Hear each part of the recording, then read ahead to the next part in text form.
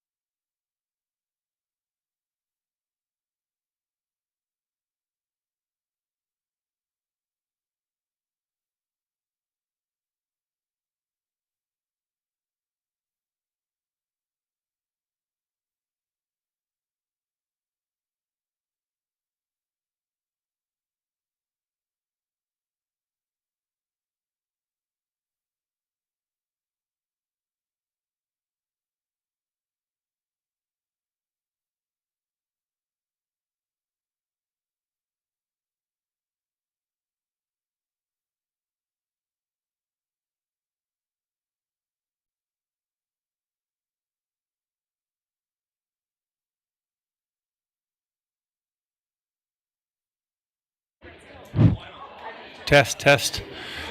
All right, folks, we're going to get going here in just about a minute, so grab a seat. Do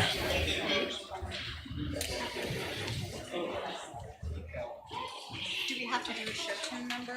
I don't know any show tunes. We do have a big enough cast. I know Hartford.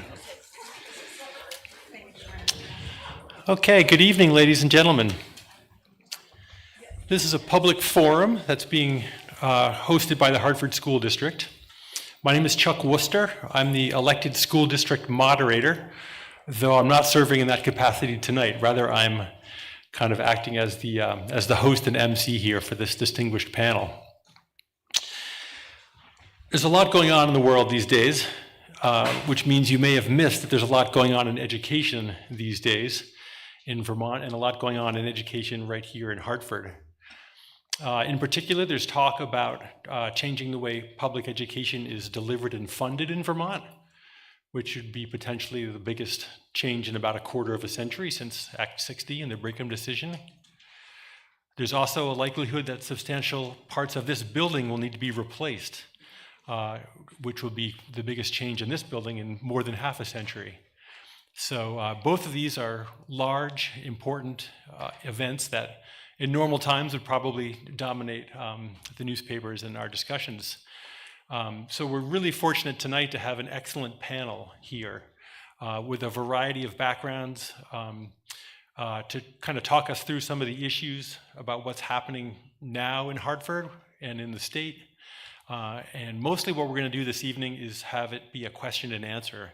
So we're strongly encouraging people to come up to the microphones and ask questions. Those of you who've been to these fora before here in the auditorium know, generally speaking, what I like to do is make sure everybody has a chance to ask at least one question first. So please come up to the microphone and introduce yourself and ask away. And then let someone else have a chance. And once everybody has had a chance to ask a question, then we'll go through with multiple rounds. So our goal tonight is for everybody to have a chance to ask a question if they want, and also for everybody to have a chance to hear what everybody has to say. So we're going to go down here through the panel and allow the panelists to say a few words to kind of get us started. But I'll let you know who we have here. We have Jill Briggs Campbell, who is the Deputy Secretary of Education for the state. We also have, I think, two of our 2.5 Hartford state representatives, Esme Cole and Coach Christie. Thanks for being here. We have all three of our Windsor County senators are here, Allison Clarkson, Becca White, and Joe Major. And we have two of our state reps from our district just to the north, Rebecca Holcomb and Jim Mathlin. So we have an excellent panel here. So to get started, I'll let each panelist introduce themselves and say a few words about the matters at hand. So Jill, why don't we start with you? Okay. Thank you all. Wonderful to be here. I've had the pleasure of being here for the past few years for the annual facilities conference. And unfortunately,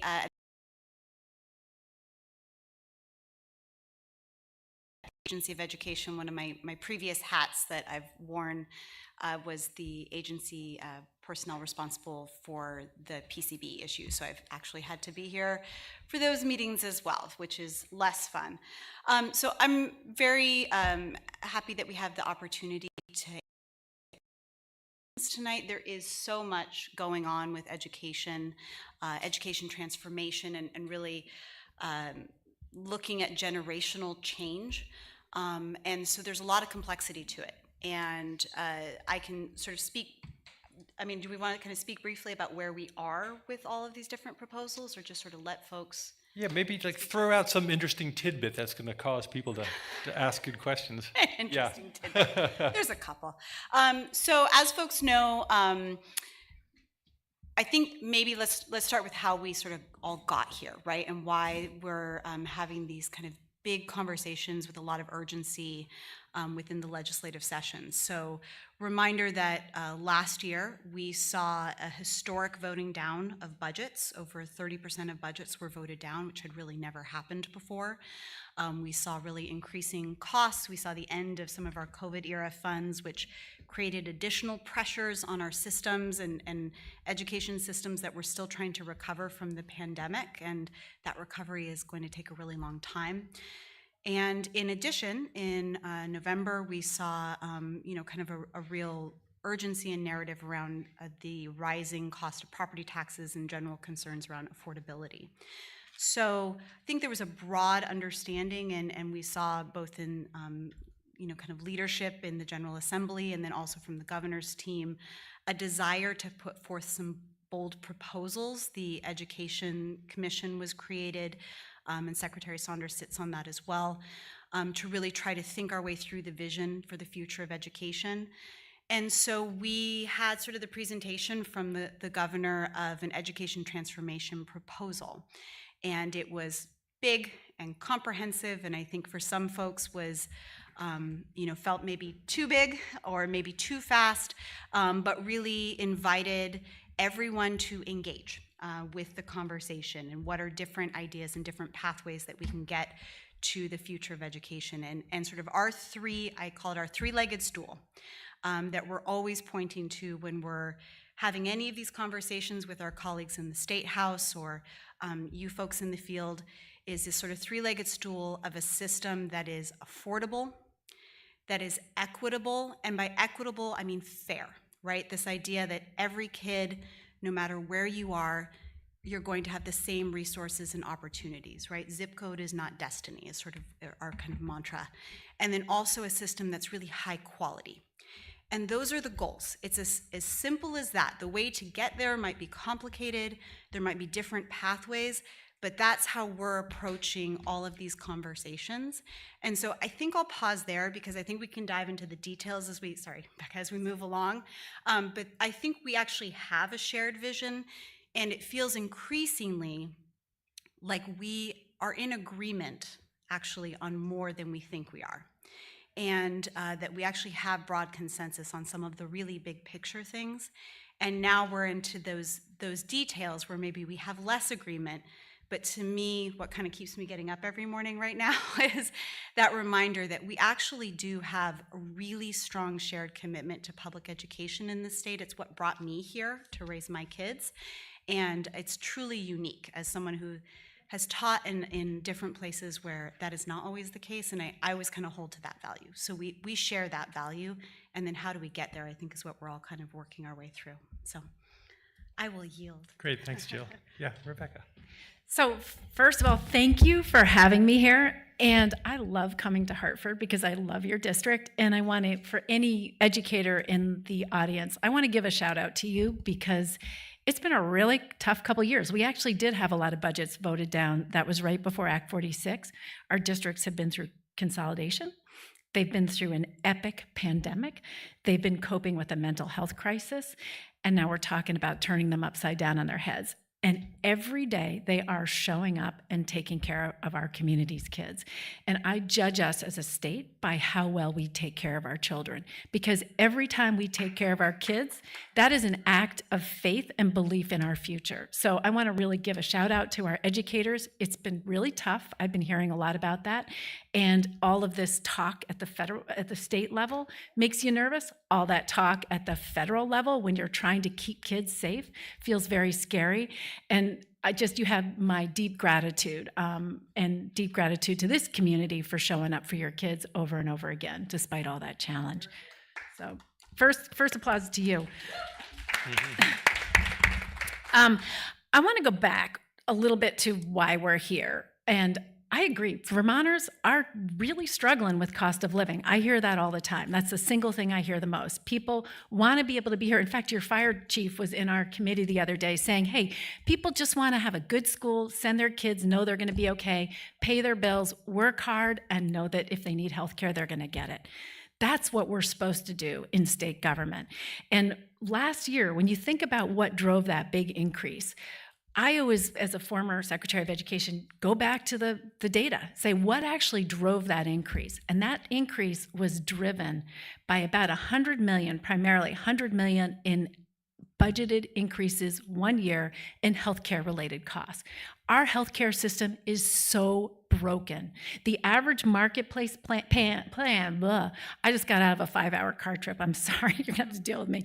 Our average healthcare plan in Vermont is about 4 times as expensive as the same plan across the river in New Hampshire. There is no way we are affordable until we deal with healthcare.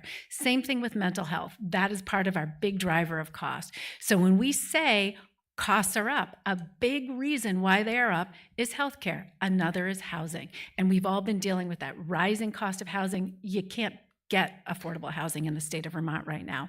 And that's showing up as fewer kids in our schools and higher costs for everybody. And if you don't believe me when I say that about education, the governor came in with 150 million in unbudgeted increases one time in healthcare costs in his budget in the budget adjustment. It's affecting everyone. It's affecting your municipal budget, your school budget, and the state budget. So I believe we have to work hard to strengthen our system, our education, our public education system, and we really have to do it right now because the federal government is trying to undo public education from the bottom. But don't kid yourself.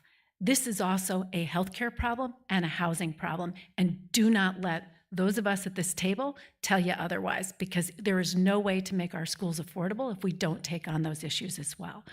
So we are at a critical moment as a state where we have to figure out how to make our systems resilient. Across the state, we've got buildings that haven't been renovated in years that really desperately need improvements. And all of this stuff costs money. And we're trying to figure out how do we do what we want for our kids, but do it in a way that is respectful of all the people who are showing up to vote for those budgets. And that's pushed some really hard conversations. I worry because the current version of the bill in the Senate, I love our Windsor County senators. We have the best senators in the Senate, sorry.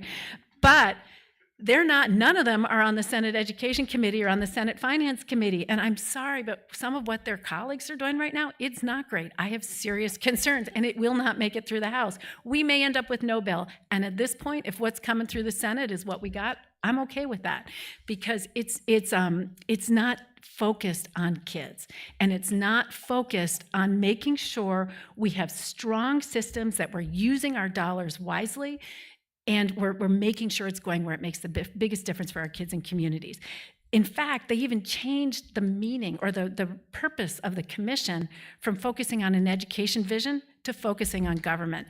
And what they put in was a task force. They took out this deliberative body, canceled it, and now we got 8 legislators, highly politicized. Think about this. 8 legislators who are going to turn our system on its head and redistrict it and redraw maps. And they don't even have, in the statute as written, the support of the Agency of Education, which sits on all the data and has access to the information. Education is a relationship business. You cannot redo this map without paying attention to relationships.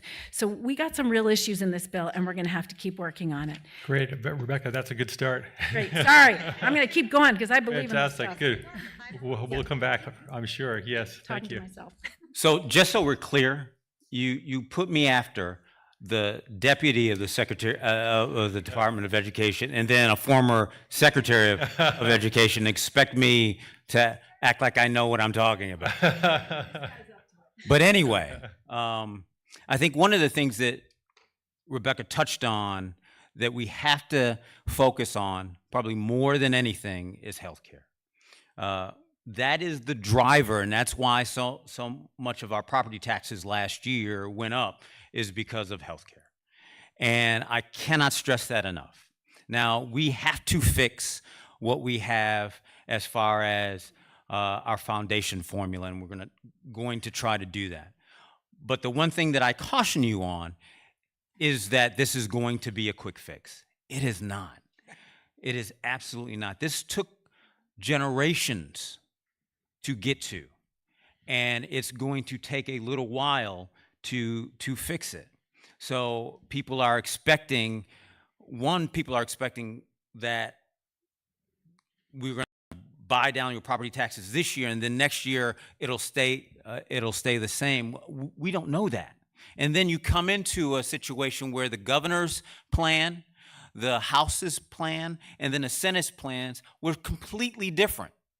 And so we're having to navigate that. And I despite being in the Senate, Rebecca was kind of right. The Senate plan I don't necessarily agree with, and none of us on the Windsor delegation are in education, and that is a problem in itself, and even in the House. And so our voices, until we actually see the completed bill, we won't be able to say, hey, we don't like this, or we do like this. So, and that's a problem for our constituency. But I will say this. I've been hearing from many of you in here and at home that we need to fix this problem. And I on a financial level and for our students. And this will be our charge. But I will caution you, like I said at the beginning of this, is it is going to take some time. And we have to do this deliberately and do this thoughtfully. And like what Rebecca said, do this with the data as well. So I hope to achieve that. And I think we will in the end. But once again, I caution you, this isn't a quick fix. Thanks, Joe. Good evening, Jim Masland. We could all spend some time here on stage and say very similar things because we work with each other day after day from January till we finally get paroled, end of May or something to that extent. And as Senator Major said, we've got a whole lot of work to do between now and then. But I'm going to offer just a different perspective, a little bit of roundabout, and see where we go here. I grew up in the Upper Valley. I've lived here all my life, except where I've lived in some other places from time to time. But it's all added perspective to where we are. And I can also, I've been in the legislature a while, since shortly after Act 60 passed, and have been through the tumult of the various acts that we've passed since then, and have trying to see how they've been successful or not, or moved us forward, or maybe a little bit backwards. But also by way of perspective, by the luck of the draw or something, I'm also a Vermont State College, Vermont State University trustee, and I've been concerned throughout my career with workforce development and what happens to our kids when they graduate from here. Where do they go after high school? Where do they go after that, whatever their post-secondary experiences turn out to be, whether they're in education or workforce or in the trades or whatever? They're all Vermonters, and we need to work carefully with all of them to see how we all get through this maze and become successful adults. And I would just add one kind of quip with regards to the plan that was presented to us earlier in the session. There was a consultant from California, Jill will remember him, who said in one of his presentations, since what the governor and secretary proposed was quite a whole new system. And what this gentleman says, isn't it great that we can start from scratch, parentheses, in Vermont, with a whole new system? But wait a minute, sir, there's 153 million students in Vermont, is that right? 153 million students? No, I think we have 86,000. Okay, I got my things. $153 million we were supposed to save. But anyway, there's thousands of students that are currently in the education system. Their administrators, their teachers, their aides, special ed workers, and all. And so we're not starting from scratch.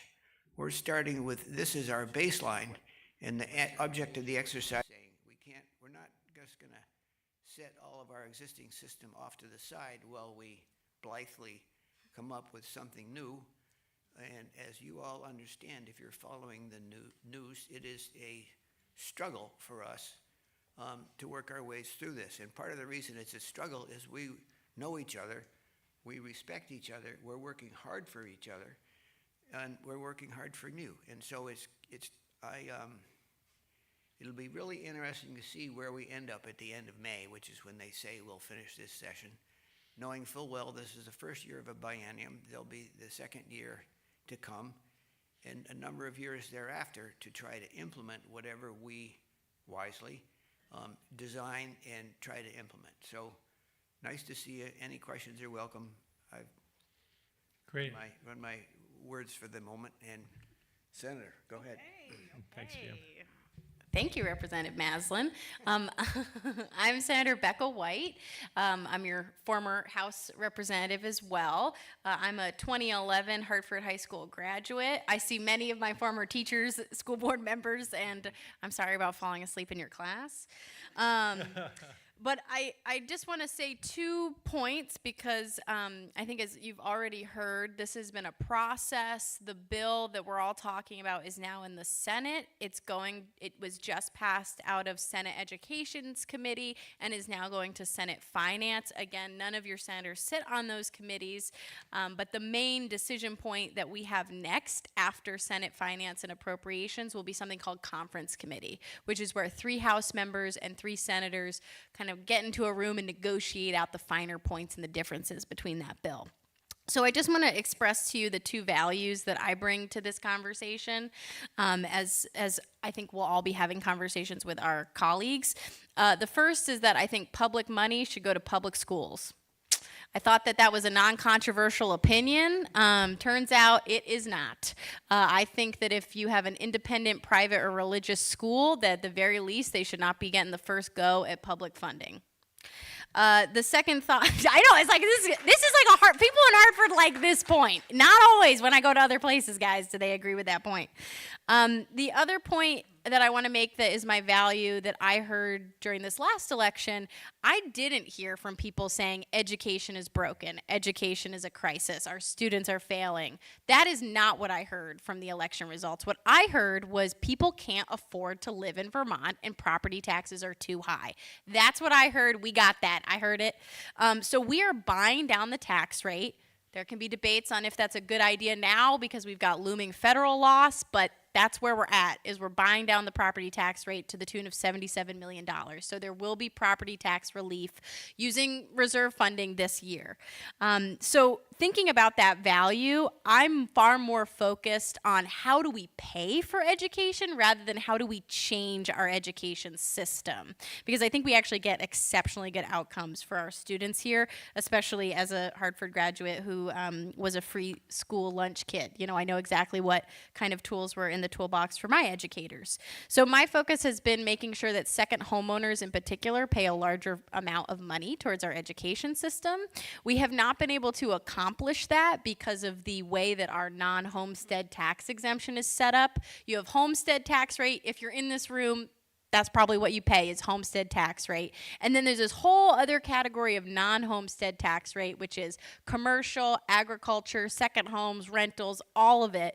And we haven't broken out those categories for a whole host of administrative reasons and cultural reasons, but I'm very, very grateful to the Ways and Means Committee who took the bull by the horns on this issue, and I believe you divided it into 9 categories coming out of the House. We are limiting that potentially on the Senate side to just 4 categories, so really where I'm going to be putting my pressure is how do we break out those categories continually? How do we make sure we get the folks who are able to afford to live here, who I believe are raising the cost of housing, who are raising the costs of living here, to pay a larger share towards schooling because they don't have kids to bring our scale up. So those are the points I would make, and yeah, there you go. And Senator Clarkson and I, this is actually our second education forum of the day. We were just in Springfield, so you should know there's a lot of solidarity with Springfield on this topic, Hartford, so we should hang out with the Cosmos maybe a bit more. Thanks, Becca. Or drink more Cosmo. Drink more Cosmo. Maybe that too. Good afternoon, good evening. Allison Clarkson, your 3rd Windsor County District Senator. It is a total pleasure to kick off Teacher Appreciation Week. Oh, yeah. Yes. We appreciate you. I serve as chair of Senate Economic Development, Housing, and General Affairs, and also Becca and I serve together on government operations. And Becca alluded to, I support everything Becca just said. And the one thing that, of course, is not part of this conversation is the challenge of the separation of church and state, which the Supreme Court put squarely in our lap to decide what we're going to do with that in terms of the public taxpayer dollars going to private institutions and religious institutions, which is appalling in my mind, and something that none of this work addresses. So it's still a big elephant in the room, and I think it's something we do need to be addressing at some point ASAP. We're on the same page in so many ways. I think, to go to Jill's earlier point, there are many things in this conversation. This bill is evolving. This bill, it's sort of hard to sort of dig in at the moment because it is in flow. On the other hand, I think we have landed on a couple very in agreement on a number of things. One is, I think we've agreed that we're going to be moving to a foundation formula. So we're going to be moving from sort of the slightly aspect of the Act 6068 situation where we, instead of beginning with the family budget and knowing what our revenue is and what our income is, and then making spending decisions based on what we have for the last, since 1997, we have been doing, really investing in sort of an unsustainable, in sort of inherently inflationary system of our schools and all of us voting a bill that we then have to figure out how to pay, which has been a challenge and a little backwards. So we're now going to begin, based in what we're spending now, with an inflationary thing every year, a CPI that will go up, but beginning with what do we have, and that means what we can spend, and we will move from that. So I think there is agreement on that one thing. The Senate has just come out with a bill that's quite different from the House. It doesn't set districts, it doesn't set class sizes, it doesn't set school sizes. It is perhaps less good on some other things, but on that it opens it up. There is a lot of room for movement in the Senate bill, I think, as it's going to the Finance Committee. So we're not going to dig our heels in on any of this, and we're going to watch it evolve. We would appreciate hearing from you. So as you watch the Conference Committee, if you have opinions on what we should be funneling what we should be funneling to our teammates who are going to be on that Conference Committee, let us know how you feel. We would appreciate it. Thanks a million. It's great to be here, and I look forward to your questions. Thanks, Allison. Yeah, Esme. Right. Hello, everybody. I'm Esme Cole. I am one of your 2 House reps for the town of Hartford. And it's been 10 years since I graduated. So whatever I say, it's thanks to this education, whether it's good or bad.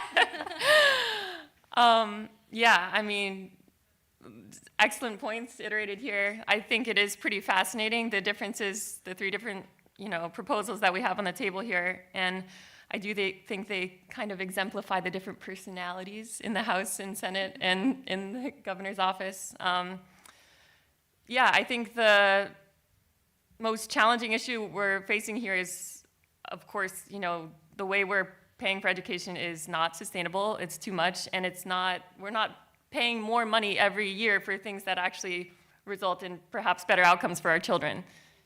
For example, like if you break down some of the most profound cost increases that we faced most recently, like 15% of our education fund as it stands today is strictly going to health insurance. That is not even the salaries of our teachers. That is just straight up Blue Cross Blue Shield for a program for them, which is absolutely a benefit that teachers should have. We should have health insurance here, but it's just not okay. And I can go into how healthcare reform, needs to be incorporated into this conversation, and I'm happy to talk maybe a little bit later about a separate bill on the healthcare committee that's been through both the House and Senate now. Just this week, I think it finished getting an amendment from the House, and about how that could directly help us soon, even though it's a giant issue to tackle. Another interesting issue, and I know we're going to dive into this more, and rightly so, is construction costs. In the past year alone, construction costs have increased for 32%. And that's not the kind of money I think, an increase we want to spend in order to give our children a better quality education. Of course, they need a safe building to be in, but it's just, the cost drivers we're seeing, again, that correlation is not exactly where we want it to be, with increased spending leading to better outcomes.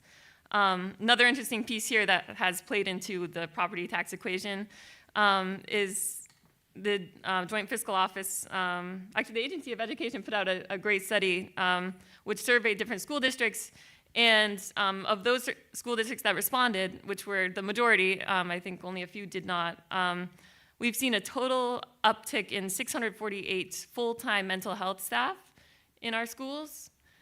And so that's huge, and that's not necessarily a bad thing at all, because there is a need here, and that is, you know, if we want our kids to learn, we must address that need. You know, they need the brain space to be able to do so, and if you're occupied by other, you know, issues at home or even at school, you know, you're not going to be able to succeed when it comes to math, science, learning. So, you know, I guess I'll transition a little bit to how, you know, accounting for those costs, we could think about lowering our bill. And none of the proposals that we have today transition the way we pay for education a little bit closer to an income-based tax. There are certain, you know, exemptions, and we are moving the cliff a little bit, you know, closer so that your bill, if you are of a certain income, particularly on the lower end of things, there are certain exemptions where your property tax, you'll be paying based on income rather than on your property value, which is good, because income is more exemplary of actually what your ability to pay is. But so as a legislature, I think we've had this mission of trying to get the property tax to act more like an income tax, so it's not so regressive, because we know property tax, you know, the home you have, especially with the way homes have been revalued in the past several decades, is not necessarily, you know, doesn't necessarily represent how much money you have to pay. And so, you know, like I said, we've been trying to figure out all these fancy mechanisms to try to account for that. But we haven't totally succeeded, and that bothers me. So, you know, we have data here that says the Vermonters with the very highest level of income, like the top 1% of income earners in Vermont, are paying literally the lowest share of taxes. And we have the data to prove it. So the folks who are carrying the biggest burden is that middle income section.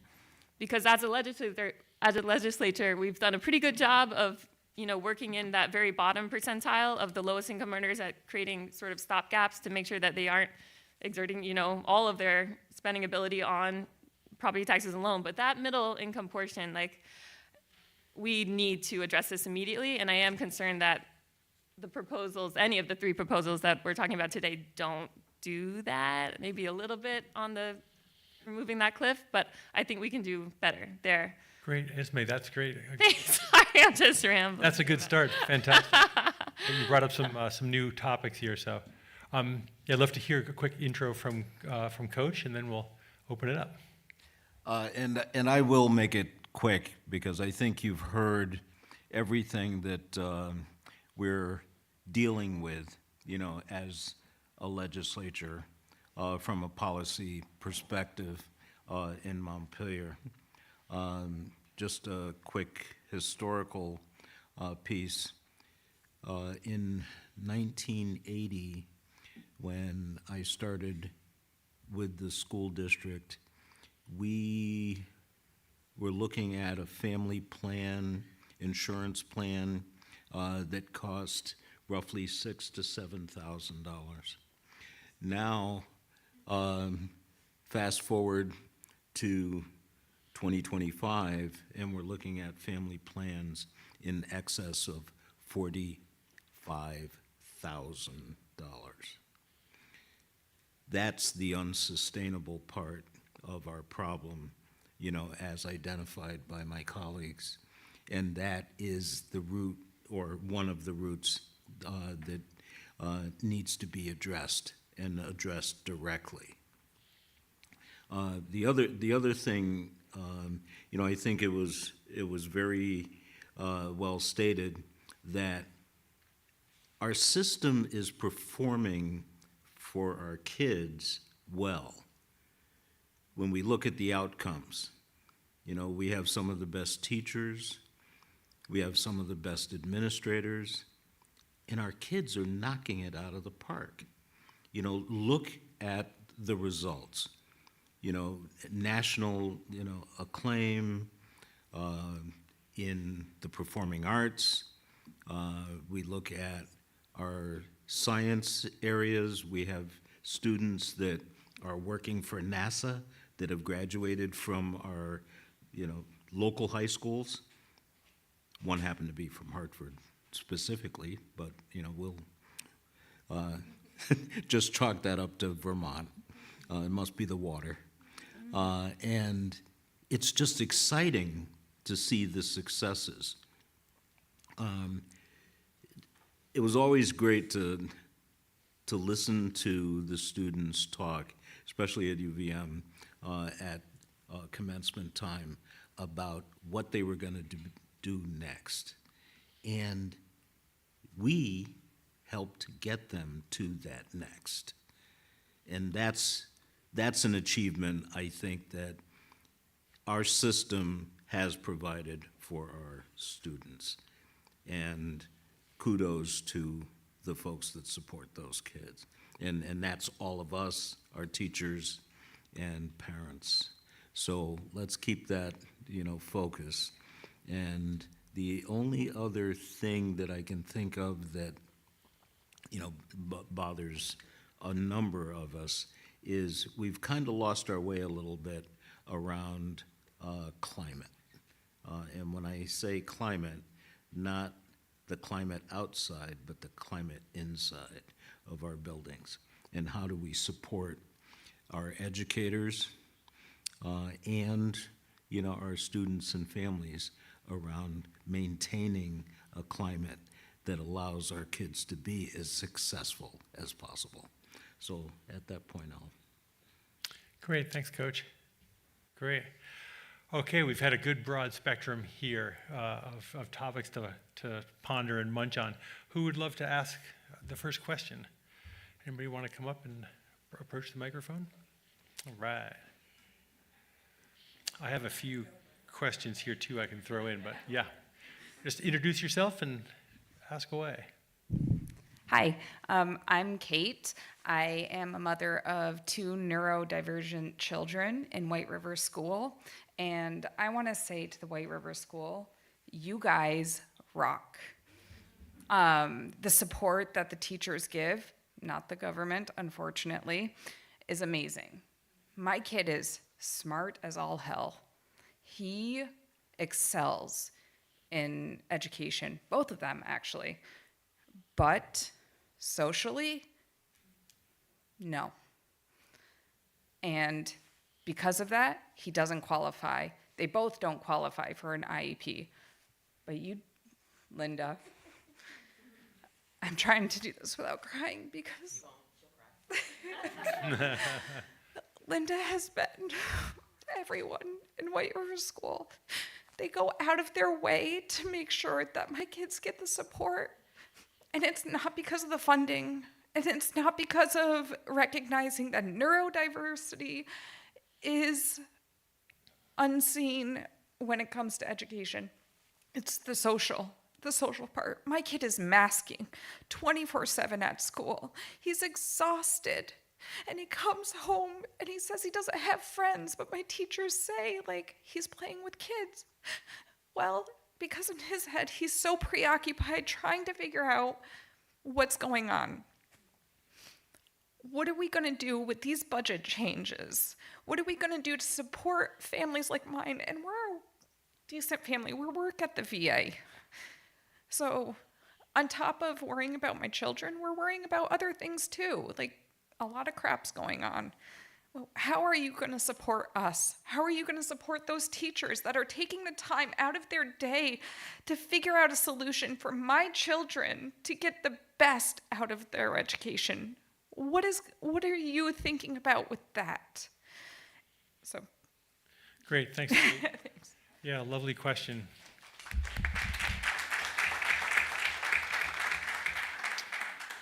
Who wants to take a stab at this. It's a very interesting question in this, as we talk about funding and we talk about availability of resources. How do we? So who's ready to talk about the weights? Jill and Rebecca? Well, do we want to answer the question? Yeah, well, I mean, Because that's I don't a piece actually of the think weight. that's just about weights. I mean, and some of you may or may not be aware that there was a bill passed actually in 2018 that changed the way we fund special education. And one of the changes was to provide a census block grant so that you didn't actually have to be identified as having a disability. The idea was that we want to make sure that every child is able to bring their best game. And sometimes that takes a little flexibility. And so it is not fully implemented. That we now see that we're having trouble implementing it consistently across the state. But when your child does well, we all do well. And we need to make sure that we are really supporting robust implementation of good first teaching so that every child is successful. But we are also, and I think this ties back to Coach's point, you know, when in 2018, the agency actually had an entire set of staff focused on school climate and culture. They were working with the Hazing, Harassment, and Bullying Task Force. They came up with a school climate and culture survey that was to be implemented in every single school across the state so that parents and students and teachers would all have a chance to speak to that, because if you can't see it, you can't fix it. And we needed to get those voices. That was eliminated. And unfortunately, I'd love to see it come back, because children learn well when they feel loved and supported, and we need to make sure that we're taking care of our teachers so our teachers can take care of our students. So I'm again, I think some of the best inclusive teaching I've seen in the state, I've seen right here in this district, and I hope we can learn from that and keep spreading that so that every child has that benefit. In terms of what the funding formula is trying to do, it's trying to make sure that kids are getting the support they need, because the state is putting the full force of its resources behind every kid. We're saying this is what it costs to educate a child, and we're going to make sure that child has that behind them. Unfortunately, in our current system, it's up to voters to decide whether or not they put those resources, even if they're heavily weighted in ways that make it more affordable. So for example, last year when the weights increased for students in poverty, even though the tax rates were dropping in some districts quite significantly, those districts continued to cut. And we saw that, for example, in Barry and in Slate Valley. They're spending less than everyone else per kid. You can't tell me with a straight face that the kids in those districts have a fair chance. What the foundation formula is trying to do is put a floor beneath them so that those kids really do have resources behind their education. Is it perfect? No. I think we're going to have some issues negotiating that. And if, you know, depending what comes out, we may see some road bumps, and we can talk about that later. But that's just just wanted to say thank you to the teachers here, and let's make that the standard of care. Thanks, Rebecca. Yeah, I'm happy to jump in. Thank you for that question, Kate. I really appreciate that, and for the shout out to Linda as well. You've got a good group over there. I went to DBS, so rivalry. So I did just want to talk a little bit about what's in the current bill that may be affecting you.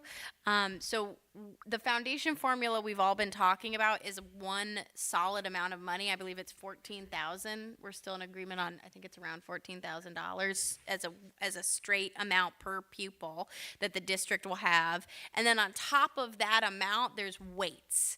And each of those weights are more money, essentially, based on the expected need of the student.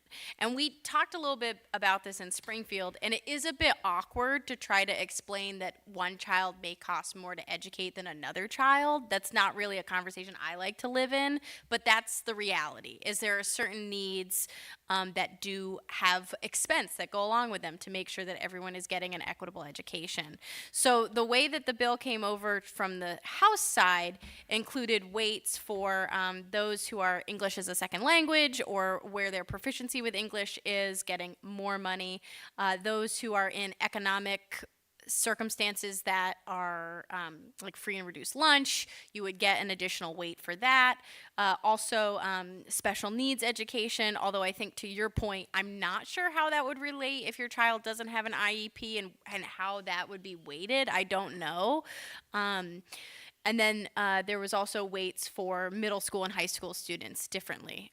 So that, I think, is how we're trying to tackle the problem of properly funding a student's individual needs through this bill, because we have had situations where communities have voted down budgets hoping for a lower property rate, but in reality, they're just kind of undercutting the financial ability of every school district throughout the state to get money for their children. I think that would be my answer. Yeah, Rebecca. Can I add one more thing? And Jill, thank you, because you will be doing an extensive study about provision of special ed, and we're aware that both special education is a significant increasing cost driver. There's actually a delay on the special ed weights because until we get a better handle on special education, we actually can't risk turning to weights in a way that harms children.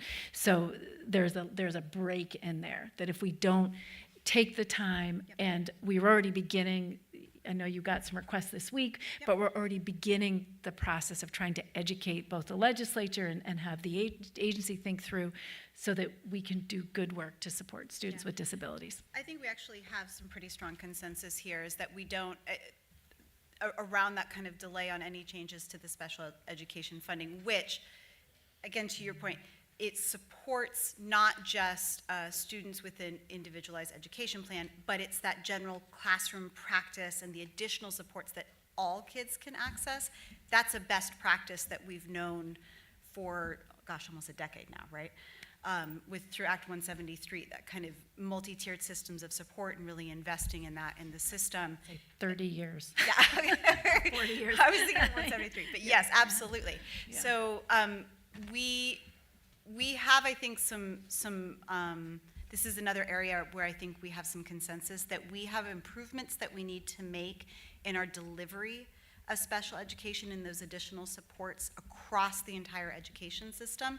And actually, I want to give a shout out to the Southeast region, because the districts in the Southeast region are actually looking at regional provision of special education services and are really a model for other districts that are looking to do that work. So there's actually some really great work and great thinking that's happening right here in your corner of the state that is being looked at by other districts and other regions to try to get that up and running. So I think there's several years of work that need to be done and invested in, and then looking forward, how do we sustain that system and really ensuring that it's first happening in the general ed classroom. That's what we really know, is that those highly effective, highly trained general ed classroom teachers sort of worth their weight in gold. And then you have those additional supports as well for students who may need a little bit more. But thank you for, you really touched my heart. I've got kiddos just about the same age in the system, and I just love that you were advocating for your kids like that, so I really appreciate that. Yeah, Esme. Okay. Yeah, I think, first of all, thank you for that comment. And this is exactly the kind of dialogue we need to have. It cannot be legislators top down making these decisions. So I really appreciate the feedback loop that we need to continue to expand. I don't think we can leave this conversation without talking about vouchers and private schools, which is not addressed in the governor's proposal for education transformation. It was reduced in the Senate version as well. So just a heads up, I think that's really important to talk about, where public money is going.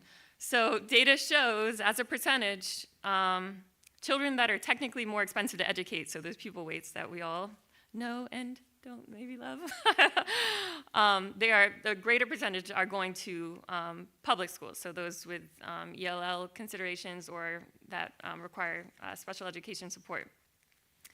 Pupils that are lower cost, technically, based on that pupil weight, are going to private schools as a percentage. So something's happening there. We know that students that are more expensive to educate are not going to our private schools, as based on trends. So could be a matter of could be a number of things. Private schools do not need to admit anyone, of course. That is sort of, they have an admissions process, which is very, very different, where we see public schools as a public good. So they must accept everyone. The problem I have here is that, of course, for equity considerations too, but even though those students are lower cost to educate, that doesn't mean we're paying a lower cost to those private schools for that voucher. That cost is determined by the private school itself, pretty much. And that is a problem in terms of transparency, in terms of where we're, the money that's being diverted away from our public funds, that could be perhaps going to private schools, public schools instead. So I think we need more guardrails around this. As we know right now, we have money going abroad to private institutions, and we're paying a lot of money, and I think the Senate version does address that, but it definitely does not address all of the transparency issues that I think we should really be digging into. And so the House version, I do think, does a much better job of that. So I think that's an important consideration when it comes to special education. Great, thanks, Esme. Yeah. Oh, we have next question here. Introduce yourself I'm and just ask wondering away. if I came to the right meeting. I'm here for PCBs and like what we're gonna do about that. So I love hearing you guys, but I got stuff to do. So that being said, also you had brought up the internal climate of the schools, and sorry, Jeanette Potter, mom, worker, person, yeah.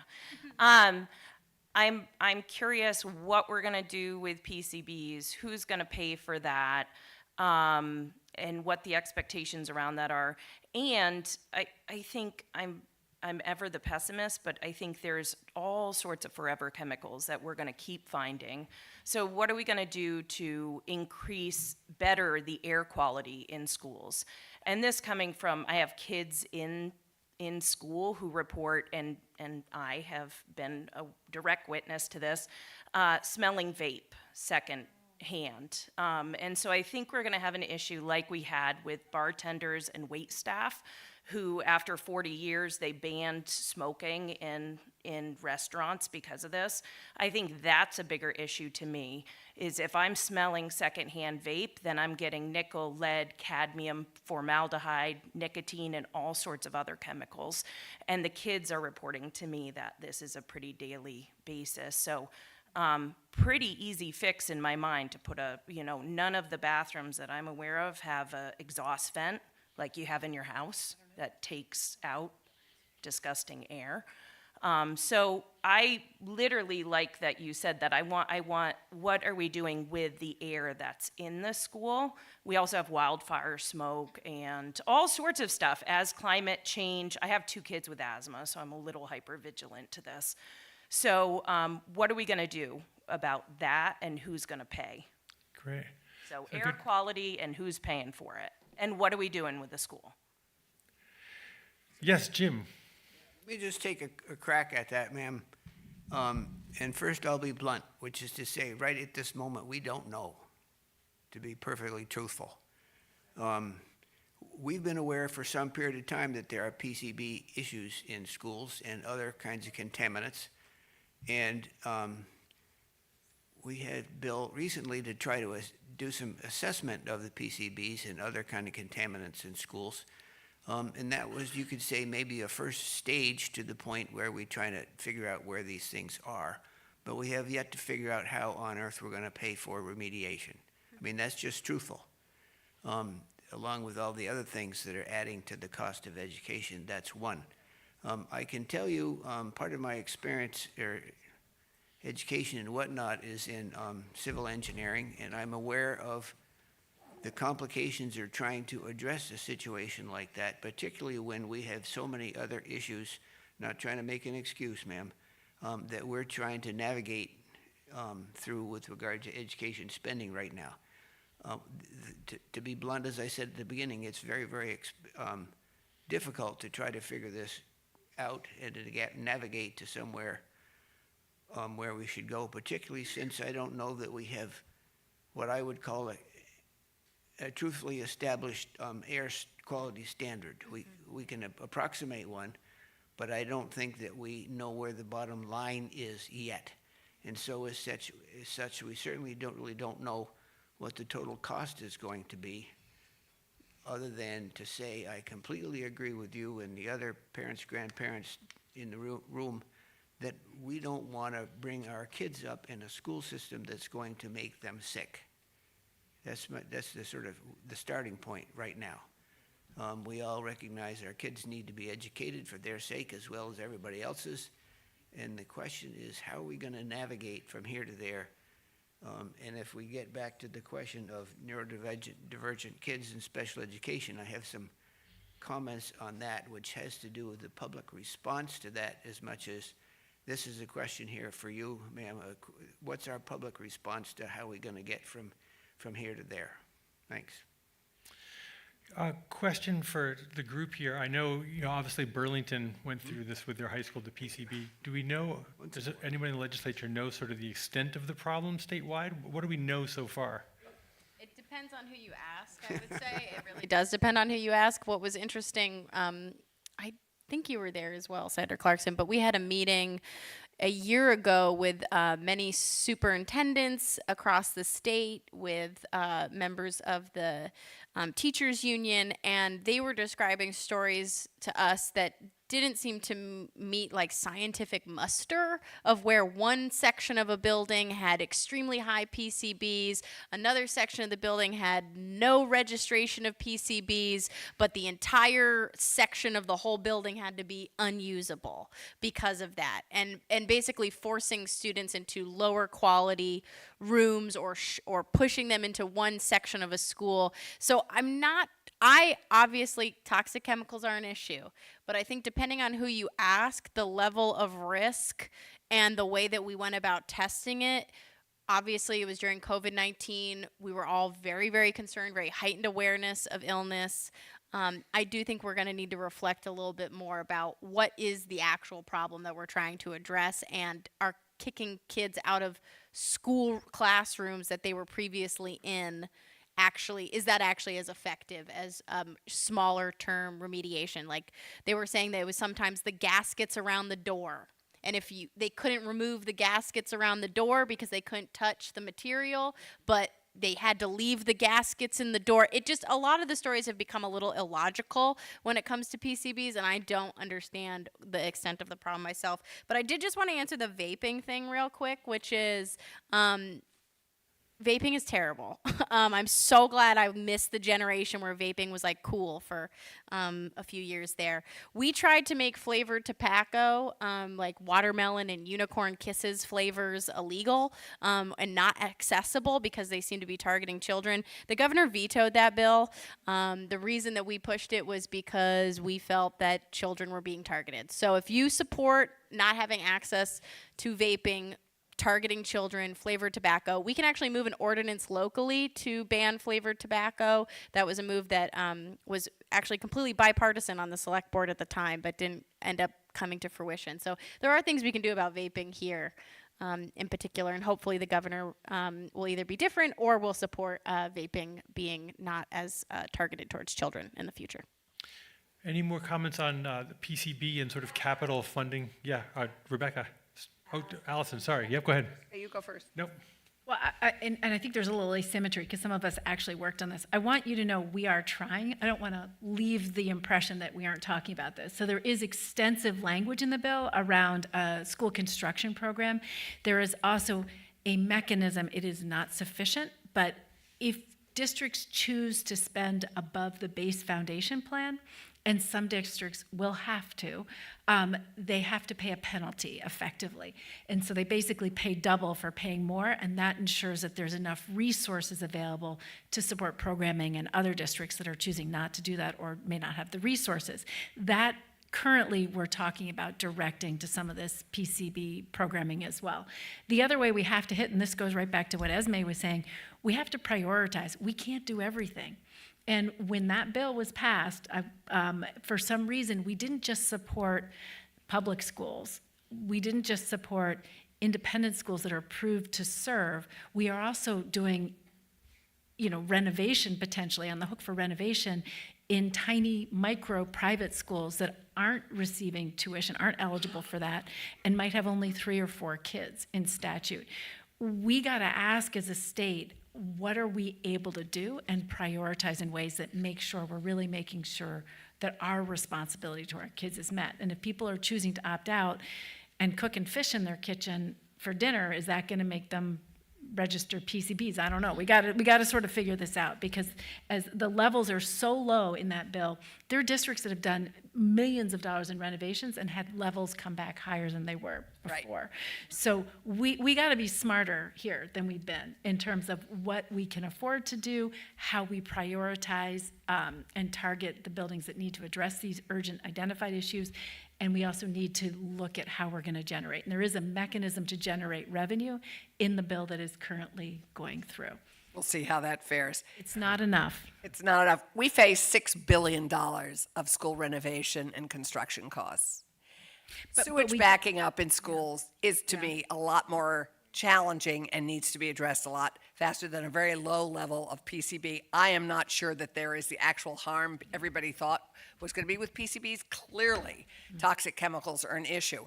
But we face huge costs in schools that are falling apart, that are a bigger hazard to our kids than PCBs. I have yet to really appreciate and have not heard of anyone getting sick from PCBs or a single major health disaster as a result of PCBs. There are health disasters in some of the buildings and the construction mess that some of our schools are in right now. So I think I go to Rebecca. I completely agree we have to prioritize, but I also think we have to figure out the level of harm that some of these things we've identified actually cause. Great. Also, and I'm sorry, Jonathan, just because you are dealing with this on a constant basis, I hate to put you on the spot, but I'm going to put you on the spot. All right. Can you come and talk to this? And I appreciate this. And we're up here, but this man is dealing with this every single day. And we can pontificate on what we're doing in Montpelier, but he's dealing with this in your schools right now. So please, if you can. All right. I'll start where I always start. Jonathan, if you can just identify yourself, that'd be Jonathan great. Garth, I'm the facilities director here in Hartford.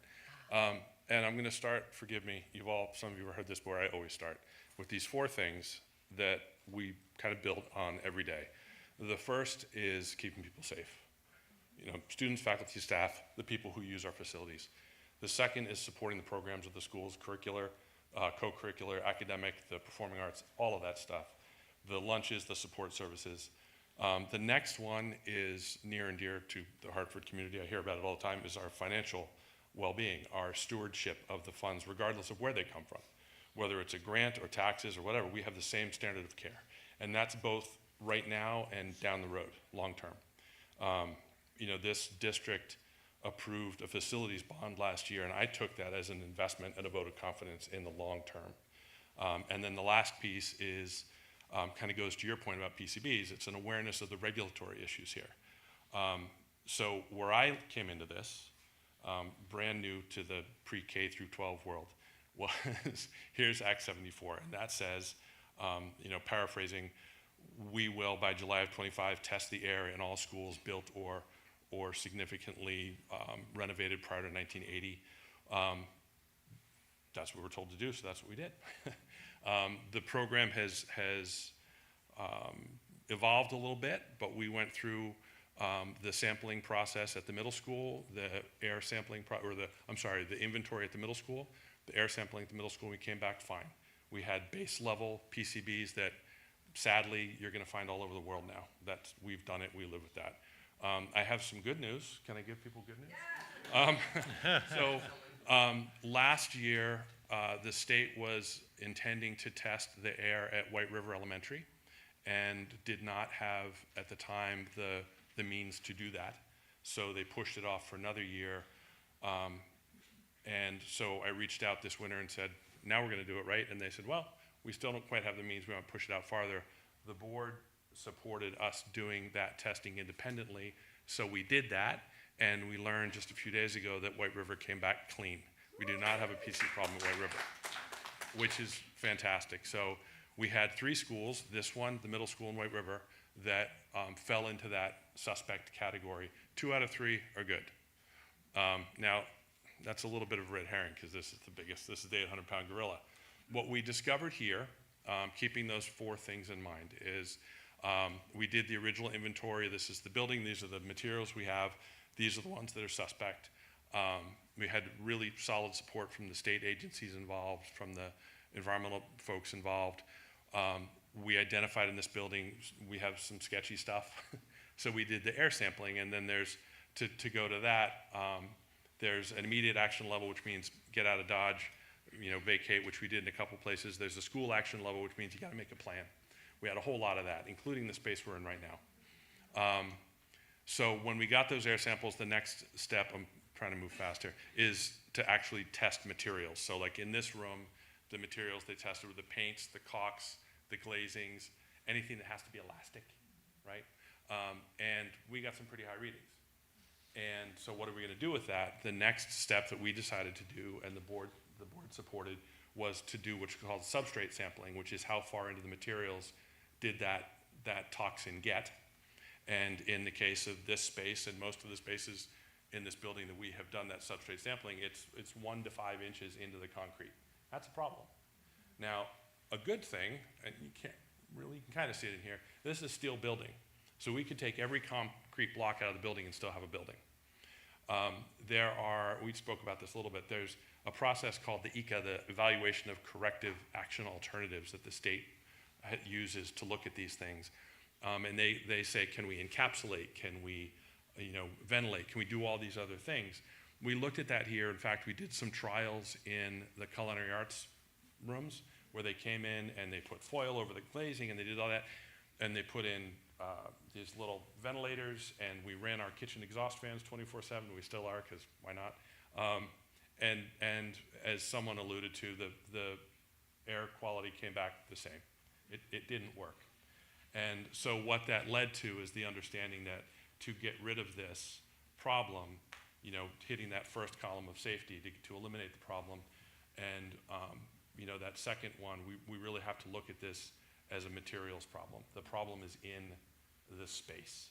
And for those of you who were at town meeting heard me say, in this room right now, if you all went home and I closed all the doors and turned off the ventilators, I could make the air level, I could make this room fail, right? Or I couldn't make it, it would fail. If I sent everybody home, opened the doors, turned the fans up to 11, I could make it pass, right? The state, Act 74, and the folks at the state who are managing that process, their mandate is air quality, right? And they cleave to that, and they do a good job in pursuing that. As a district, we have this larger obligation to get rid of the toxin, right? So the conversation about air quality is important, but it's secondary in the context of the long-term well-being of this facility. We can't kick that can down the road for any of those 4 reasons that we just discussed. So where that leaves us right now is, yay, White River. I had no idea how worried I was about that until I found out I didn't have to worry about it anymore. Yay, the middle school.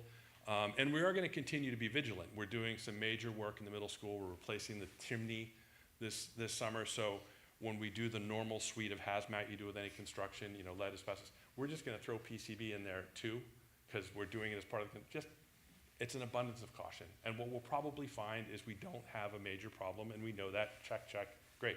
Here, what we learned, and this goes to, somebody made the point about high levels in one space and not in another. Very quickly, right there, we have the culinary arts suite that had immediate action level air samples. We had to move that program. They are now off-site, up the road on Farmview behind Mascoma Bank and the post office. Go get lunch. That's my plug. The health programs have moved upstairs in the tech. So the curriculum folks have done an amazing job pivoting, keeping that going.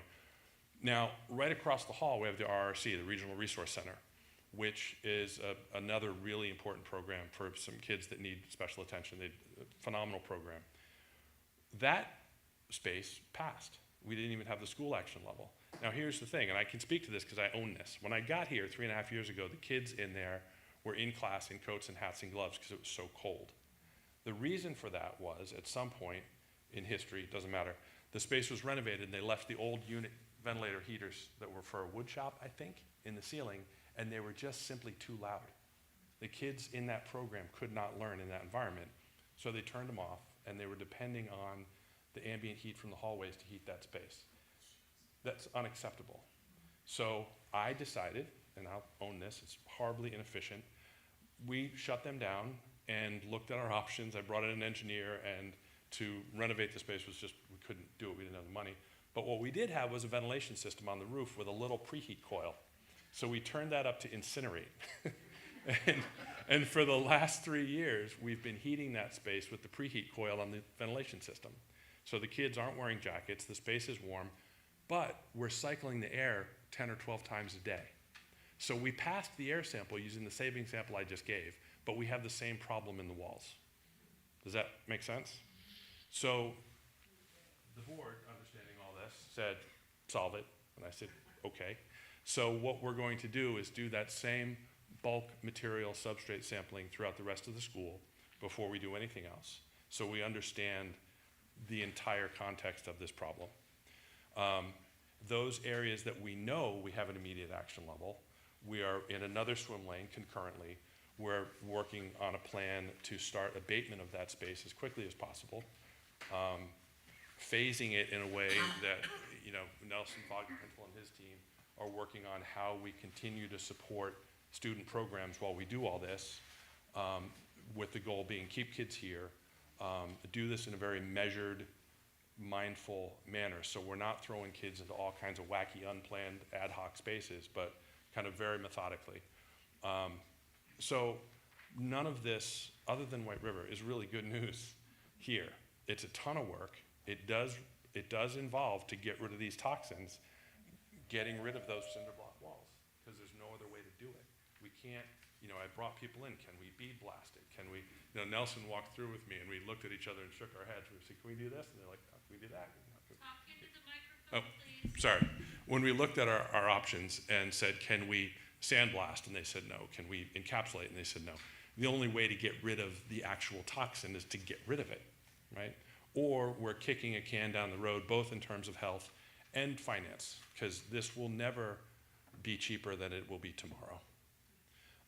And then the last piece I just want to throw into this mix that makes all of it more complicated, both in terms of PCBs and just life in general in the world of facilities, is the very real increase in construction costs. And that's a economic factor that's only being aggravated by kind of geopolitical stuff. You know, the lock sets that I bought a year ago are a lot more expensive today. And that's going to be true everywhere. The stainless steel chimney we're putting in the middle school is about 30% more expensive than it was a year and a half ago when I started looking into what it would cost. And that's just true. Great. Thanks, Jonathan. I'm sorry, I thought it was important because this is something that every parent is worried about, and every teacher is worried about, and every administrator is worried about, because it has been at the forefront of this. And so I wanted Jonathan to speak simply because he is dealing with it every single day. That's one. Two, you voted on a bond here in Hartford for $21 million to help with construction costs across the district. Some of that is going towards this remediation that he has talked about. One of the things in 2008, we had on the state level construction costs for state facilities. This that went away because of the economic climate that we had in 2008. This bill that is currently ahead of, is adding construction costs statewide to us. So, and I think there's a class action suit with Monsanto that should get, but we have no idea when we'll get that money. Maybe never, maybe $1. We don't know. But so there are some things that we're doing from the district level to the state level to mitigate some of the things that but we have a long way to go. Great. Thanks, Joe. Yes, next question. Please introduce yourself. Linda Satterley, Hartford taxpayer, Hartford parent, and Hartford teacher at the Clean White River School. And Kate and Barron's teachers. So, yeah. First off, I have a comment, kind of talking about what Esme touched on a little bit. This is for the legislative side. Yeah, healthcare costs are expensive. That's not our fault. The solution is healthcare reform. You go to the companies, the healthcare companies, and you talk to them about it. You don't say, well, now we're going to start paying less for teachers' healthcare, because that's not on us. That's one of our benefits that was promised to us when we signed our contracts. So that's just a comment. I have a couple of questions, mostly for Deputy Secretary. Hi. They're not near as big as PCBs or anything, and they're more from the teaching side, talking about the consolidation plan. Okay. The first one is most of the literature that I can find about district consolidations talks about the biggest saving is in staffing. And when it comes to that, with these new districts that we're going to be looking at, what is going to be the procedure when it comes time to start riffing staff? Whose seniority list are you looking at? Because we're not going to be Hartford district, we're going to be this other district, and all of these districts are going to have their own list of seniorities. That's a concern for our newer teachers. I think I've been here 13 years. I feel like I'm a little bit safe, but that's going to be hard to encourage teachers to come in and apply, not knowing, am I going to have a job in 2 years because of that?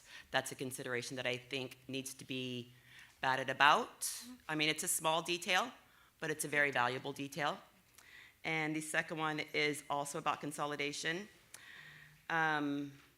Unions. Each of these districts that you're talking about putting together in a new district has a union.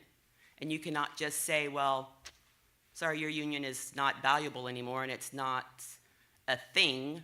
We all have our own CBAs, we all have our own MOUs, we all have our own negotiated contracts, and those have to be honored. So how are unions going to be looked at when this consolidation plan kind of firms up a little bit more? And I know you don't have answers for that now, but those are, as a teacher, those are some pretty big concerns. Yeah, those are not little details, those are big details. And as a former teacher and longtime union member as well, I absolutely recognize what you're saying there.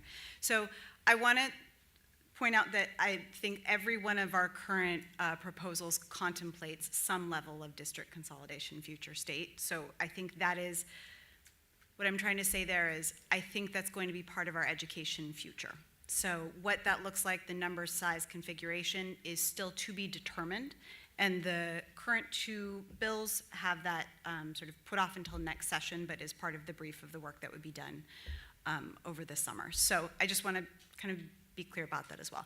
So you're asking really important questions, and I think what you're pointing to is a need for a clear transition timeline and plan. So we definitely have heard, we put together, I don't know if folks are aware of this, but the agency put together policy sprint teams as our kind of policy proposals were rolling out in January and February, where we were pulling folks from the districts. So we had business managers, members of the NEA, school board members, superintendents, special ed directors, a whole variety of folks have CTE folks, to sort of run through different aspects of, at the time, the governor's proposal, but we are thinking about kind of kicking them back in again to help us to identify those considerations. And things around contracts were brought up right off the bat. Things around one of the key policy objectives and priorities of the administration's plans is to raise teacher pay across the state. We have wide differentials in teacher pay, but how do you do that, right? When you have contracts already in place, there's ensuring that there's never been any contemplation. By the way, I think this has gone out, so I'm taking the opportunity to correct the record. There's never been contemplation that anyone's salary would go down, but that on average we would go up towards that kind of highest salary rate. So these are all considerations that were brought up. We have some experience with this in Act 46, which you were secretary then, I think you had to live through. So we do have some experience of how to do this. I will say this is not something, to your point, that we have fully figured out, and it needs time and transition. I think also when you're talking about, who gets RIF'd, what is that process, I'll be clear, that isn't, agency of education is never involving itself in union contracts, right? So that would be something that would be negotiated with the new districts. But what are some of the strategies that could be used? Things that have been contemplated before I was ever in this job are things like a single statewide teacher contract. That is not a new idea. Things like statewide minimum salary schedules, which are used in other states to help to reach that pay equity over time, right? Again, not July 1, 2027, everyone's pay goes like this. Over time, we're going to need to transition into that future state. And so how do we build that in gracefully? I think also an understanding that we do have generally a pretty high attrition rate in some of our districts across the state. So can you take advantage of natural attrition?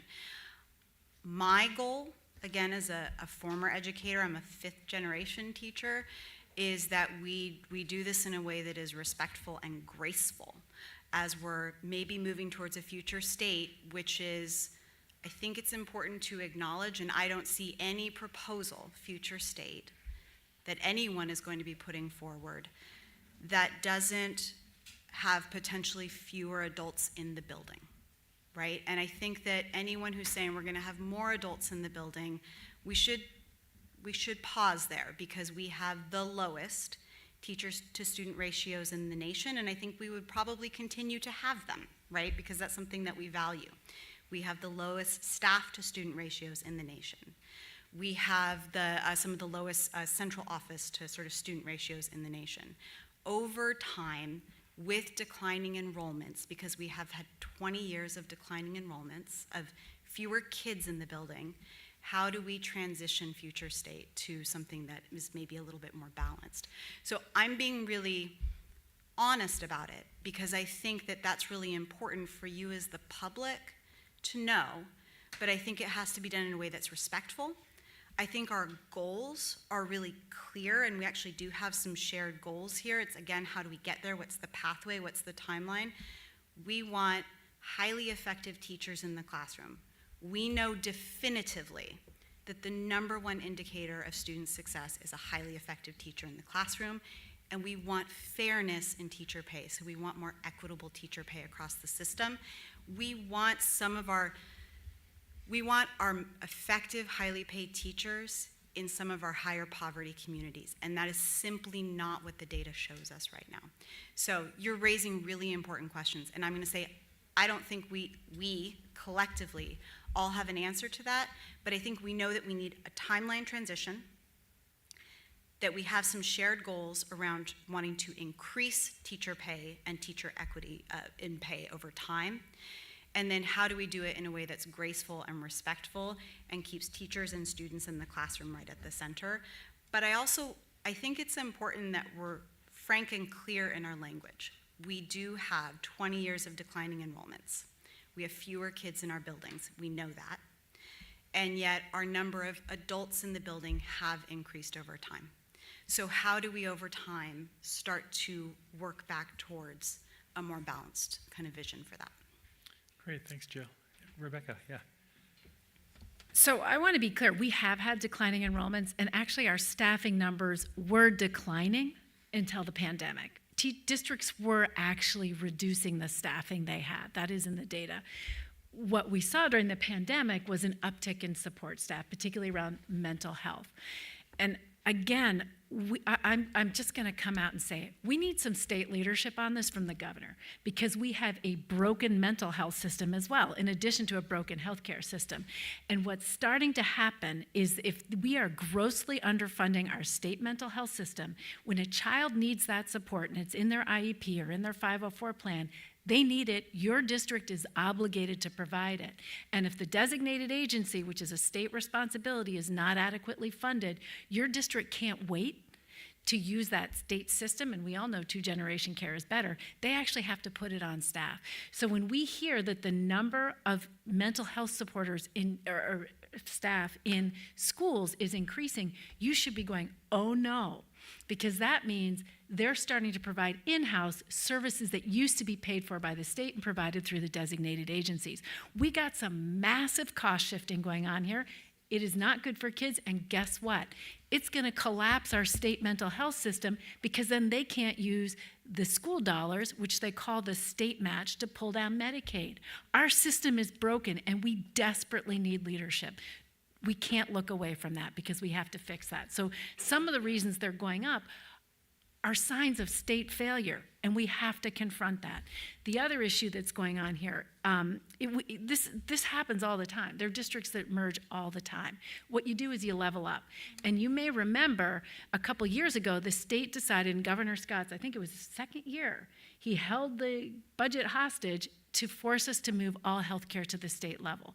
And what we saw is it all got leveled up. In our side of the state, we tended to have negotiated better benefits than some places, or better salaries, than some places.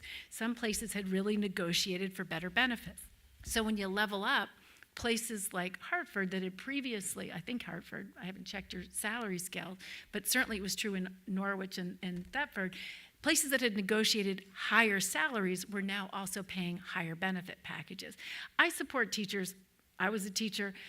But don't kid yourself. When you merge, you are going to see increased costs. How much this is an issue and whether there are risks at all, it depends entirely on what plan we have. We actually, Jim and I sat in the Ways and Means Committee, and we actually looked at the ratios and the specifications in the governor's plan. The assumption baked into that plan, Jill, was to reduce the staffing in schools by half, to go from 4 to 1 to 8 to 1. If we did that in that short of a period of time, there would be a lot of rifts. You'd be cutting half the people working in schools statewide. That's how you afford the higher salaries. So just be aware of what you're talking about here. We're going to pay for them by having half the people around. It is also true currently that when I was secretary, we had to do a teacher equity study, and we had to send data to the federal government. They kept sending it back to us and saying, no, you have to have that wrong. You must be wrong. We kept saying, no, this is it. The districts that pay well tend to be bigger districts in urban areas in Vermont. And urban is a relative concept, so that includes places like Hartford. But part of it is stability, right? And I used to work on this side of the area, and we would train our teachers up, and the minute they got a chance, they would come to a place like Hartford. Do you know why? Because you have stable leadership, you provide tons of professional development and support compared to other areas, and your budget and your system is a little bit more stable. So if we're gonna take care of our teachers, we gotta pay them well, we gotta give them benefits, we gotta give them good professional support so they actually can be the amazing teachers our kids deserve. But we got to give them colleagues and stability. And if we are turning our system upside down every couple of years, we're not giving them that stability. Great, Jim, I'll give you the last word on this one. We have a good number of questioners lined up. So I'll try to consolidate my comments. I agree with what Rebecca said. In talking about that, I'd like to return to the question that came from over here early on about neurodivergent kids and how we address that sort of stuff. And the conversation that ensued talked about how we want to get the money directed towards where it really needs to be spent through weights and through the school board's actions and that sort of stuff. The delivery of special ed and that sort of stuff is really important. And in underlying the conversation that we had, and I'll try to sum it up, Chuck, but that there's a parallel conversation going on simultaneously, which basically is one between parents and school systems on basically when we set the arguments specifically about money aside, what we really are trying to talk about is how we as a community, and it's the community writ large in Hartford or within the school, work with kids who need extra help. And that is a more difficult conversation because it's attitudinal, and some people are very good at working with that conversation, and others not so good. It's changed considerably since I was in elementary school or high school in Hanover. There is more awareness of the differences among all of us and what kind of needs are need to be addressed, what kinds of things there are. So I would just like all of us to keep in mind when we're talking about money being spent directed towards special ed or kids with special needs, there are two conversations going out, and fortunately they're beginning to blend, coalesce, which is very important. One is about what's the money and where does it get spent and how do we get it spent in the right way, and the other part of it is just working with people, working with parents within the community, working with the schools. How do we really, on a one-on-one basis, or it's just a few on a few basis, work with these kids to help them succeed? The last comment on this is someone said earlier this evening, what's really important, and I'm not phrasing it correctly, but basically the relationship between teachers and the students, because that's where it happens. So anyway, I'll pass on, but I just wanted to make sure that It's the climate you all make within the classroom. It's not just the teachers. right. It's also teaching the fellow students that differences are welcome. You're The world is beautiful because of the differences and diversity that we have. Great. you are correct, and thank you for summing up Thanks. this bit. Yeah. Thank you. Okay, next question's right here.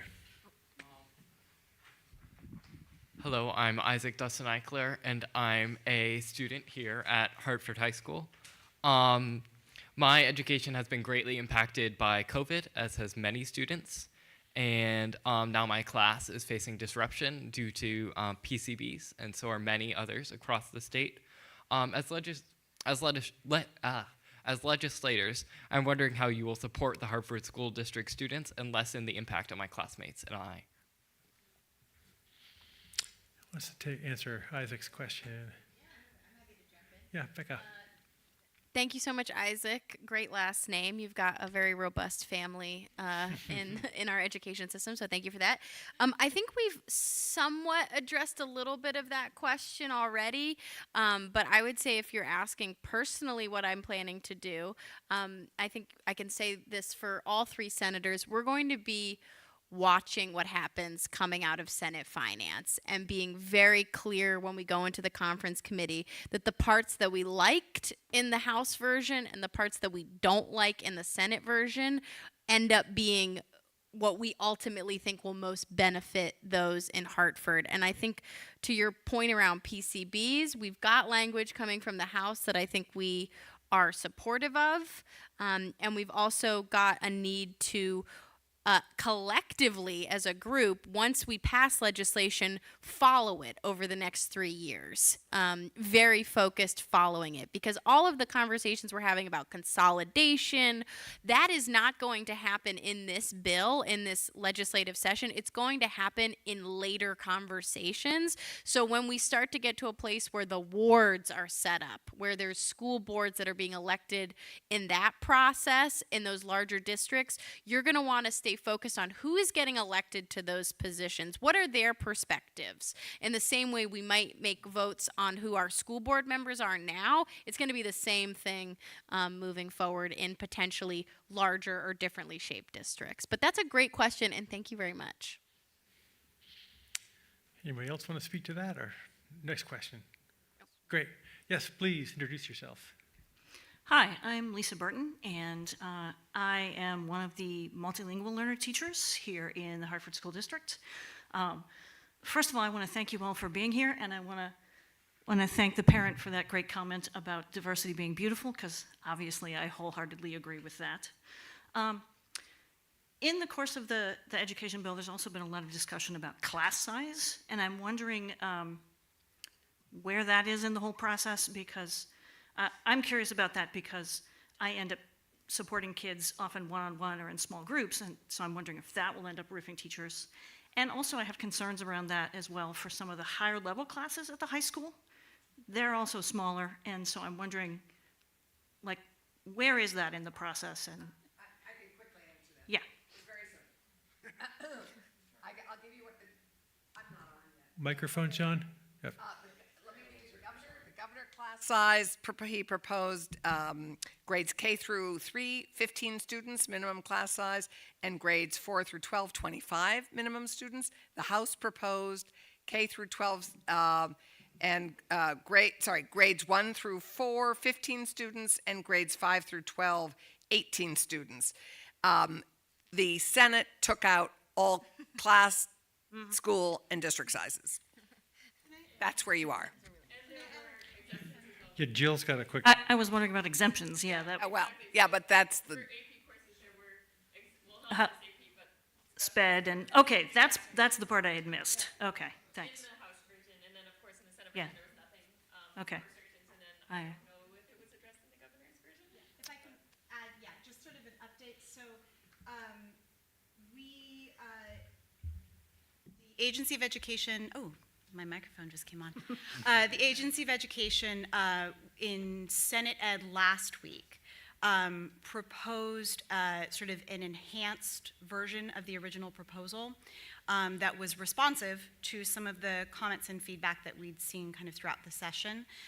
So one of those changes was a change in a decrease in average class sizes, and average is the key word that you're looking for there. So when you're looking at an average class size requirement, there's a recognition that particularly, AP courses, advanced coursework, maybe some specialized programming, by its very nature needs smaller class sizes. That's why you do an average for the requirements. So the update there is for, I'm going to mess it up. For grades K through 3, it would be 15-1, 18-1 for grades 4 and 5, and then 23-1. So that was an effort to move closer, frankly, to kind of what was in the House bill, and to respond to some feedback that we had received throughout the session as well. So, Okay. Yeah. And one other quick comment. The number of students may have decreased, but I appreciated Rebecca's comment as well that I feel like the needs of the students that are there has also increased, which I think also accounts for having more adults. And I think that's not necessarily just going to go away. If you have fewer adults, it might just be harder on those adults. So. Yep. Thanks, Lisa. Yes, next question here. Yeah, I just wanted to say thank you to Senator Joe Major for having. Do introduce yourself to us. Oh, sorry. I'm Jen Durgan, 2 kids in the Hartford High School.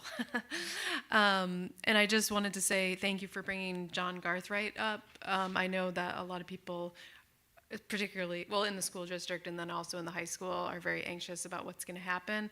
So the suggestion I was going to make is if the video team or someone could take what he excellently described and somehow get it out in the school district newsletter and the town newsletter, that would be amazing. Great idea. Great. Thanks, Jen. Yep. Yes, next question. Hi, Ashley Andrews, Hartford Village. I'm also a member of the Hartford Select Board. And I also want to thank all of you for being here and for all your thoughtful input and consideration. I know this is a lot of work, but I have a comment and 2 questions. My comment is that as I'm hearing you all talk about the different aspects of the cost increases on education, I'm really angry and frustrated, and I'm thinking about the ways in which Vermonters have continued to be exploited by some of the wealthiest individuals in the country. We're kind of this vacation destination, and the wealth inequality in this country is so exasperated right now. And I feel like we are really, in our budgets on a town level, feeling it. And we really need leadership from the state level and from the federal level to stand up to the individuals who are paying less in taxes and still taking sometimes even a greater benefit from our community than those of us that are working full-time, raising kids, just trying to get by. So I'm just really frustrated about the healthcare cost, the mental health issue that relates to the healthcare conversation. In the municipal budget, we have the healthcare cost. And then on the construction side, I work in construction. Let's talk about workers' compensation insurance and how much that is costing small Vermont construction companies who are struggling to get by. They're not making huge margins on their projects. Their costs are increasing so heavily. So my first question relates to the construction in the school with the PCB issues. I still am struggling to understand the ventilation and encapsulation versus removal. Because I'm hearing in some instances ventilation is working and that air quality is the indicator, right, as to whether or not it's a risk to our children, to us. And then I'm hearing in other cases that ventilation isn't working. So I kind of understand, is there some investigation going into the ventilation, and then that will relate to heating and cooling of these spaces rather than demoing them down to a steel structure. I understand that could be perceived as kicking it down the road, but I think it's something we need to investigate. So that's one question. And then my other question is just kind of big picture on the consolidation plan. It sounds like there's 3 different pieces, and I'm trying to understand how they all relate to each other. So it sounds like there's the governor's plan, there's a House bill, and there's a Senate bill. It is as you know, bills evolve. This bill began in the House, now it's moved to the Senate, the Senate's working on it, then it will go to conference committee. There's one bill. Okay, thank you. The governor made a proposal, and the legislature is working through with H 454. So the way that it will be implemented is through the legislature. The legislature will pass the act, and the administration and school districts will implement. So your bill is based on their plan? Right. It started out as the governor's plan, which is we all actually sat in a big room in the House and had a PowerPoint presentation given to us, which was 2 hours. It was an hour 15 of here's the problem, and then 45 minutes of here's what we think we could do in limited detail. And then out of that, the governor's team created this very big proposal a few weeks later. The House worked extremely quickly to try to digest all of that information and then have a counter proposal. Very impressed with the work of the House on that front. And then the Senate received that 2 weeks ago, and we have worked in the Education Committee. Now it is passed out of the Education Committee and is going to the Finance Committee. To add even more layer of confusion, there were multiple bills on the House side that kind of got combined into one bill, and we discussed on the Senate side breaking them apart, but we ultimately kept them together. So the final bill that will pass will then have to go to the governor, and frankly, he may veto it. He loves doing that. He may veto it. We don't know. So if he vetoes it, then we will have to decide what to do at that point. He's also been very clear that he wants us to hurry up the timeline and to finish quicker. But he also says he won't let us go until we're done doing it the way he kind of wants it to be done. So a little bit of there's a lot of pressures on all of us in that regard. But once we pass the bill, there's then a process, as currently in the bill, to have a multi-stage task force commission review. What are the plans that we could put into place to look at consolidation, to look at the weighting questions? We've kind of kicked it down to these separate groups that will then facilitate the process going forward with a review next session on multiple parts of that. So both, just to make it real crystal. The bill, Thank you. The bill envisions giving the creation of the districts to a group, to a task force. The question is at the moment whether that's a subgroup of experts, i.e. superintendents and educators who know what they're talking about. That's in the House bill, giving it to people who know what they're doing. And the Senate bill at the moment gives it to 8 legislators. Okay, that's coming back to who that. don't necessarily know what. I mean, some may, but most of them won't. Senators. I Okay. would give it to some of the people at this table, but I wouldn't give it to anyway.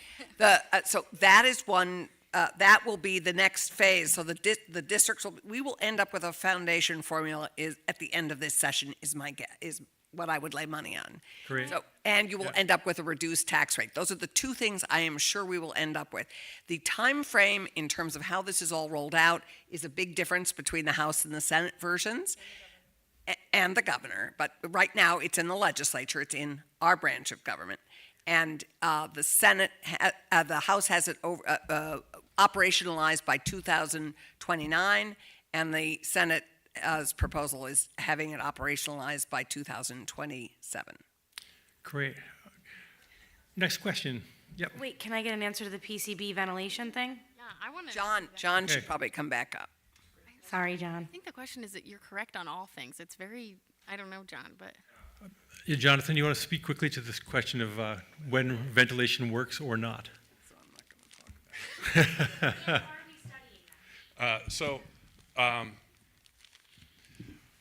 Yes and yes. So in looking at this, it's the air quality versus contamination question, right?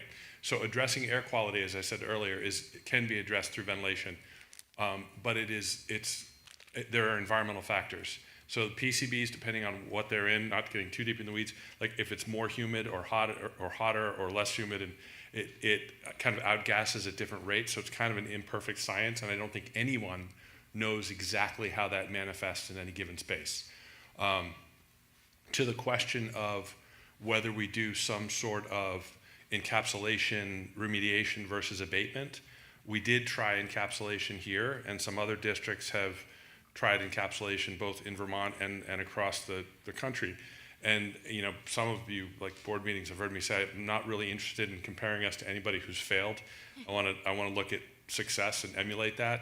And really the only kind of categorical measure of success is to get rid of the contaminant source. So in the near term, right, we are ventilating. We are, we have equipment running on the B wing of this school that hasn't run as well in years.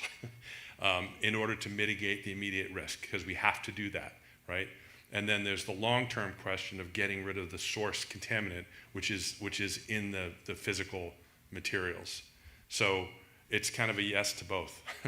The air quality thing has to be paramount because that's immediate health and safety. We have to be on top of that, and we are. We test quarterly. We're testing again in a couple weeks, and we'll keep on top of that until this is resolved. The other question is, how do we get rid of this stuff so that that air quality issue just goes away altogether? Does that? Great. Thanks, Jonathan. Okay, yes, next question. Please introduce yourself. Sure. Baron Tang. I am a local, consider myself a local now here. And first off, thanks to everybody for being here. It's late, it's Monday. Yeah. So thank everybody here. And I'm very proud of this community and very proud of our state. So thank you for all that you're doing. Thank you. My question might be a little too big, but if we're talking about healthcare costs, I kind of can't get this out of my head right now, but we've got these gigantic nonprofit healthcare organizations that are buying up all these other companies, closing them out, and then when they own the monopoly of this entire region, like UVM just did, they'll go ahead and threaten Blue Cross Blue Shield that they'll cut Blue Cross Blue Shield altogether unless there is an increase across the board. As a provider, I can tell you that providers are not getting that money. I don't know where it's going, and they're nonprofit, so they're not paying taxes like others for profit. So, again, maybe my question's too big, but is there anything that can be done to stop these gargantuans? Reference-based pricing. That's one of the many things. We're slightly off topic here, but anybody want to fold that? Healthcare has been brought up by a number of folks here, so is there any talk about, yeah. There is a bill that's currently sitting in the House Healthcare Committee, and they're looking at a variety of, there's no one thing. And one of the things you may want to know, or you may not know, or not want to know, is that we are at risk of losing our only domiciled health insurer right now. Yep. Blue Cross Blue Shield has been running a deficit for, I think, 6 years now. And they have just told the Green Mountain Care Board that if we can't find $200 million, we're looking at a 20% increase next year. I'm just going to say. And they're going bankrupt. I mean, and they're the going bankrupt. possibility of they're So going I'm just going to say it again. When we hear, we heard healthcare emergency, what we decided to do was turn our public schools upside down. We have to deal with this. We're doing a couple things. We're looking at reference-based pricing, which we'll try to cap. We're trying to get the Green Mountain Care Board to come up with stronger regulatory capacity. I don't know where you work, whoever spoke the question. I can't see you right now because it's kind of dark out there. Are you a primary care practitioner? Former business owner, but I work at the VA now. Okay, because what we're also seeing is that we have extraordinary costs, but all our primary care practitioners are going broke, right? And so we're spending a lot of money in hospital care. We're not spending it in frontline preventative care and primary care. When we over-rely on acute care in the most expensive settings, all of our bills go up, but we're actually not keeping healthy in the first place. So we're trying to put some responsibility at the state level to address some of these issues, because if we don't deal with this, we're already in trouble, and we haven't even started to experience the federal Medicaid cuts. So we have to get on this. It's non-negotiable. Esme, you have something?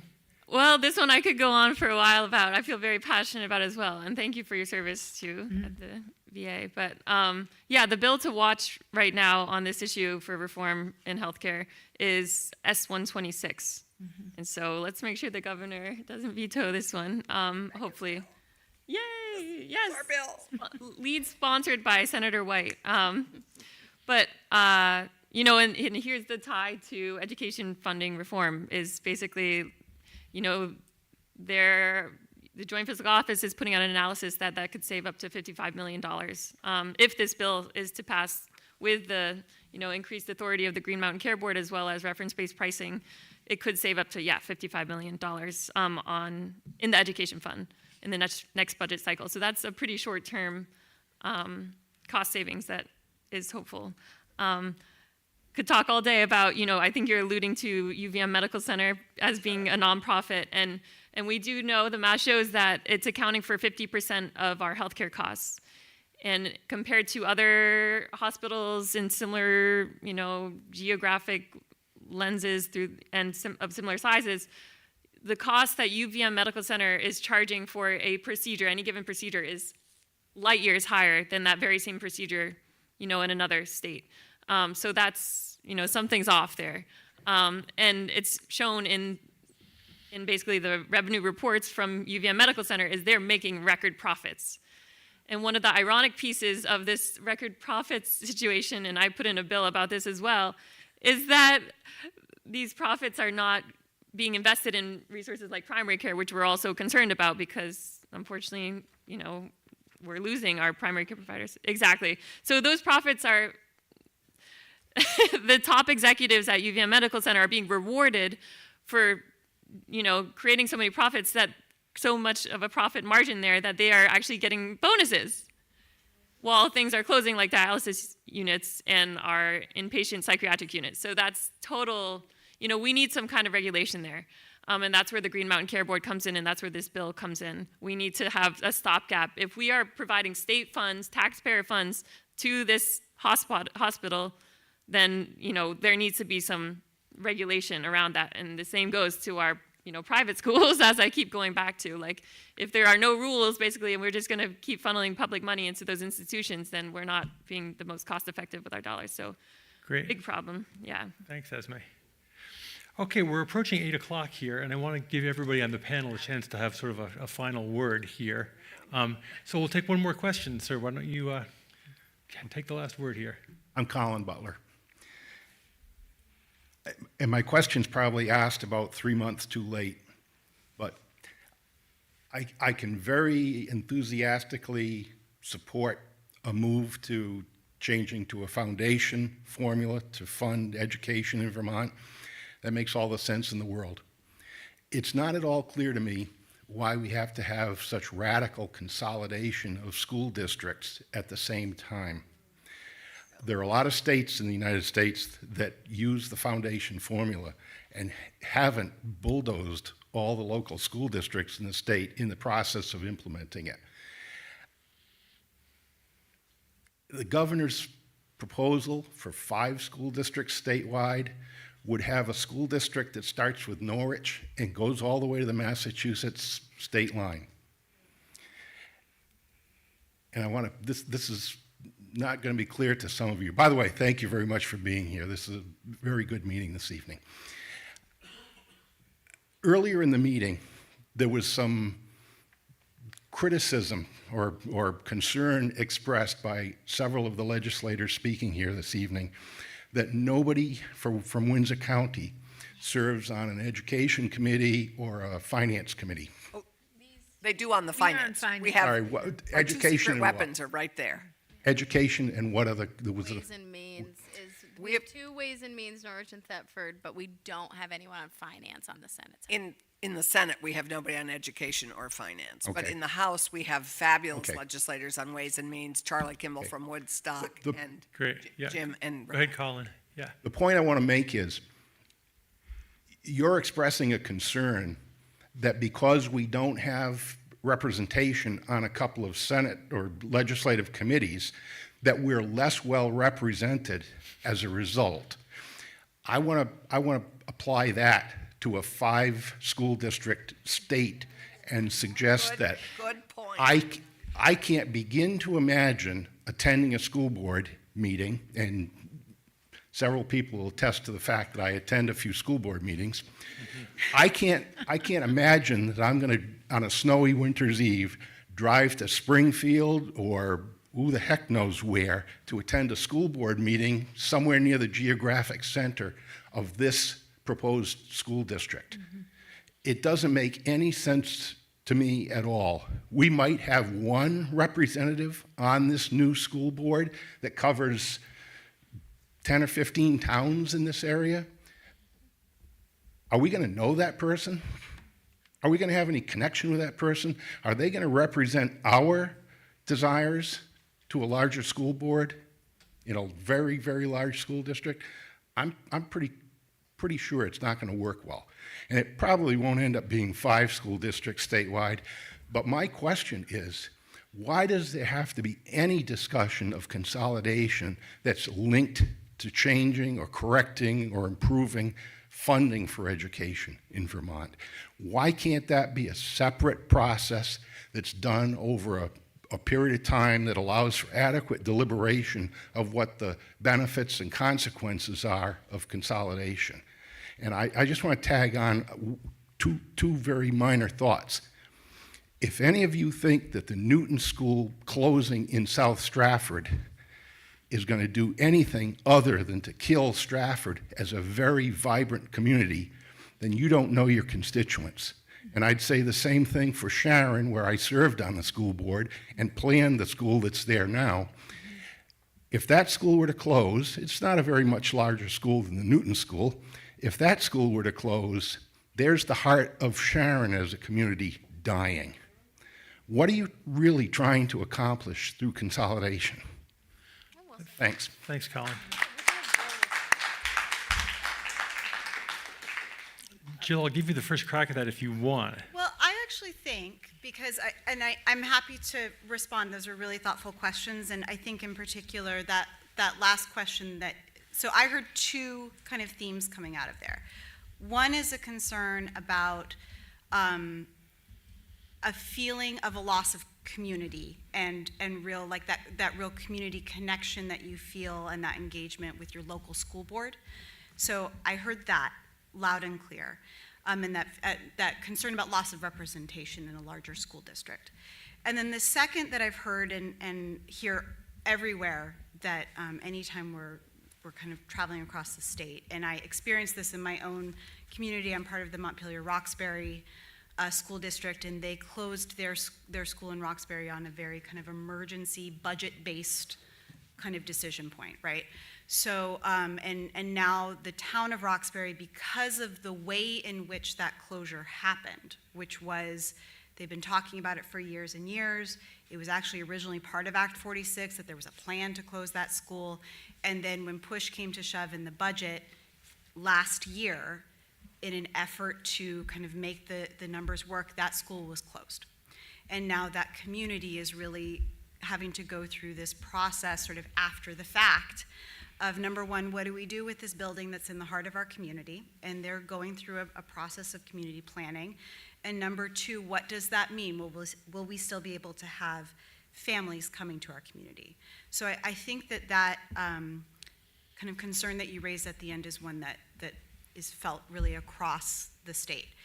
So I can speak to why 5 districts, and it had to do with 2 major themes, although there was other reasons as well. But I also, I'm going to ask the folks here as well, because the other proposals that are on the books, to more or less extent, are looking at changes in governance. And they're also looking at measures around class size that might lead to reconfiguration. There's also measures around minimum high school sizes, I believe, in the House bill, but I'll let you speak to those. It's not, there's no requirement. As of yet, there's a requirement to look at it, right? So, and there's no requirement for minimum school sizes in the governor's proposal. I think that's really important. That's been, I think, a piece of misunderstanding about the governor's proposal. So the 5-district model was generated for 2 reasons. One was it was the maximum point of efficiency to provide the maximum number of opportunities for students. So when we did the modeling, the way that the evidence-based model works, and we've done enhancements to that for the Vermont context, is that the students within the system generate a certain amount of resources, and those resources sort of flow up all the way to district central office staff, right? And so the larger your district, the more central office staff would be generated in the model, but of course you're not going to have a central office of 200 people. That doesn't make sense, right? So it actually allows you to drive more resources back down into the schools, create more opportunities, and basically move to the kinds of regionalization of services that folks have been talking about in this state for years and years and years. So it was formalizing that. However, I want to point something out. When that proposal was rolled out, the very first thing that was said is we want to work with folks to refine this and improve it.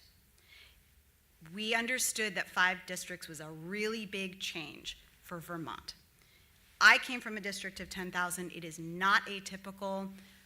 And I would say, because you're saying I can't imagine how it would work, I'm telling you that as a person who came up in that district, the way that we engaged in our school district is we engaged with the school.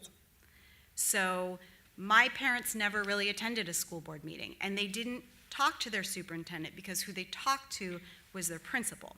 And there was school planning committees that then elevated concerns of the school and the community up to the school board. So there was a formalized process. So I don't have to imagine it. I lived it. That was my experience. It was less geographically big. Okay, so that's So a huge difference. I understand that. I'm just simply saying, the question was asked, how can you imagine it? And I was offering an example. So what I also said was, when the 5 districts was rolled out, the very first thing that was said is we want to work with folks to refine this. There's other models that have been put out. There's other proposals. We've modeled all of them. We know which ones work within the system. If you have some of the funding proposals and foundation formulas that are currently proposed, you will likely have a system that's more expensive. That is part of the reason that you need to sort of move to scale. We have one of the most expensive systems in the country. We'll continue to have that. Vermont values its public education, and it will continue to fund it. But the simple answer to your question around why do we need to move to somewhat larger districts, some kind of achievement of scale, it's not going to be 5. I think that's pretty clear, right? So I think folks can start to look at the other options that have been proposed and we've modeled all of those. But part of that reason is that if we maintain 52 SUs and SDs with 119 districts, our system is likely, very likely, to be more expensive than it currently is. And we also are really trying to aim for a more equitable system where we maybe have districts where we have more diversity of need across an entire district. So instead of maybe small districts that are made up of a more affluent community and a nearby small district that's made up of a less affluent community, maybe they're part of a district and they're making shared decisions together. So these were some of the priorities that were expressed, but I would actually turn to my colleagues because all of these ideas are not particularly new and are in some form or another being expressed in the bills that are currently in the House. So I think it's important that they also articulate kind of their sort of thoughts around this as well. I think it'd be helpful. Very good. Yep.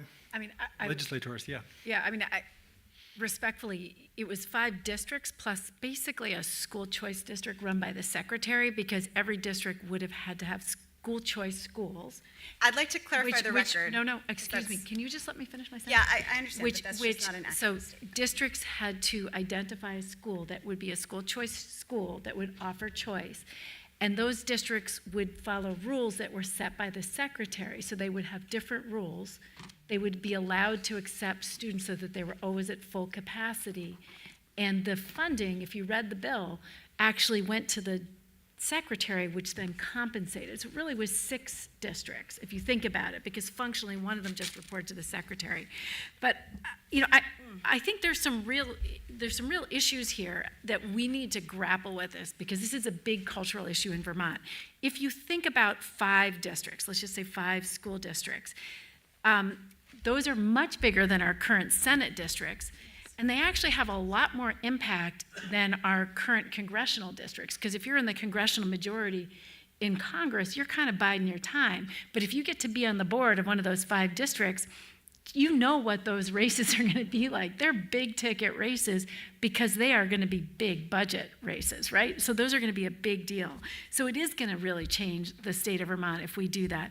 And these districts are huge. I mean, if you look at some of the districts, particularly up that are in the Northeast Kingdom that are pretty sparsely populated right now. I mean, they have districts that are, almost 100 miles across right now, just because they're so large. So that's there are geographic challenges around sparsity, where you to get to a big district, you have to have such a large area that people are going to be traveling a lot.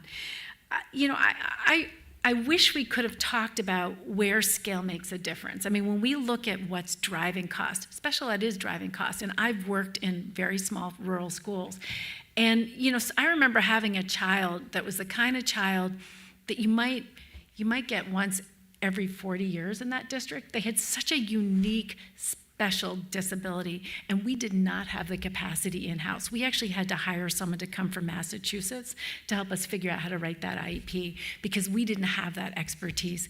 And one of the things that the legislature passed a year ago, was it a year ago now, the BOCES bill, was a bill that tried to support creation of regional boards of cooperative education services that could provide support and oversight for special ed, that could provide support around professional development.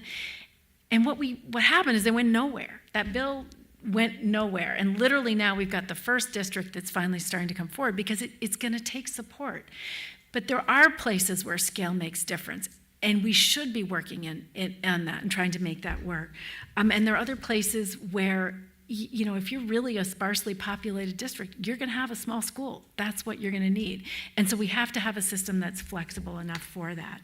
So, these are big issues. That governor's proposal was dead on arrival in the House. It is not going to move forward, in part because of some of the concerns that you mentioned. And, we're looking forward to seeing what the Senate comes out with. I think Senator Clarkson and I are going to have to depart. We're at least driving up to Montpelier tonight. Yeah. So we want to be fresh for you guys tomorrow so we can fight these fights. Right.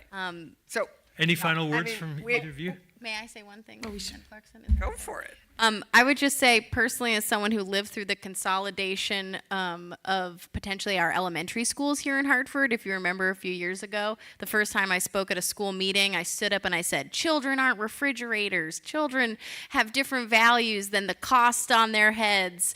And I still stand by that statement. You can, there's a good debate to be had there. But I personally don't see the cost savings in the governor's plan. That was kind of the thing that fell flat for me, as we kept hearing we're lowering property taxes, and then I didn't see, other than cutting half of our staff, how we were going to get there with the cost savings. So that's one way to do that, but I don't think it serves our students. I think, Colin, I really appreciate the way you frame that up, because we basically have encapsulated the local control debate right here in this room, where Vermonters have always said education is too expensive, but don't you dare touch my school. And that's what has driven, in some ways, the increased costs. But I also think it's driven the increased quality of our schools, because we've protected them and we've made them whole communities. So I really hope that throughout this process, we do end up with school districts that can accurately reflect the needs of a region and not just one town. But so thank you very much for that, and I think we're going to depart. So I actually have a question before you leave, Becca. So you just graduated, what, in 2011, right? From Hartford, yep. Okay, so I graduated in 2006, and you're saying the education has not changed very much since you left, correct?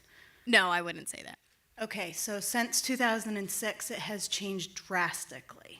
Yes, I could agree. Yes, I agree with you. Okay, so it's gone downhill drastically even since you graduated, because my son cannot write. He cannot spell. And that is because of the pandemic. And I think a lot of parents here are trying to find the words to come forward and say this to you, that you guys really are failing our kids in a way that it's not really doing well for us, and we really need it to change. So the education's not great. Thank you for that comment. Yeah, and I'm sorry to hear that about your son. Thank you. Senator Clarkson, any final word, or you want to duck out? You're welcome to duck. I think it's all been well said. I think we're going to continue our work, and please give us the feedback we need to hear as we go forward. I think we all value our small elementary schools. I think there are elementary schools that are 4 miles apart that don't need to be. We don't need two great elementary schools 4 miles apart that each have 40 kids in them.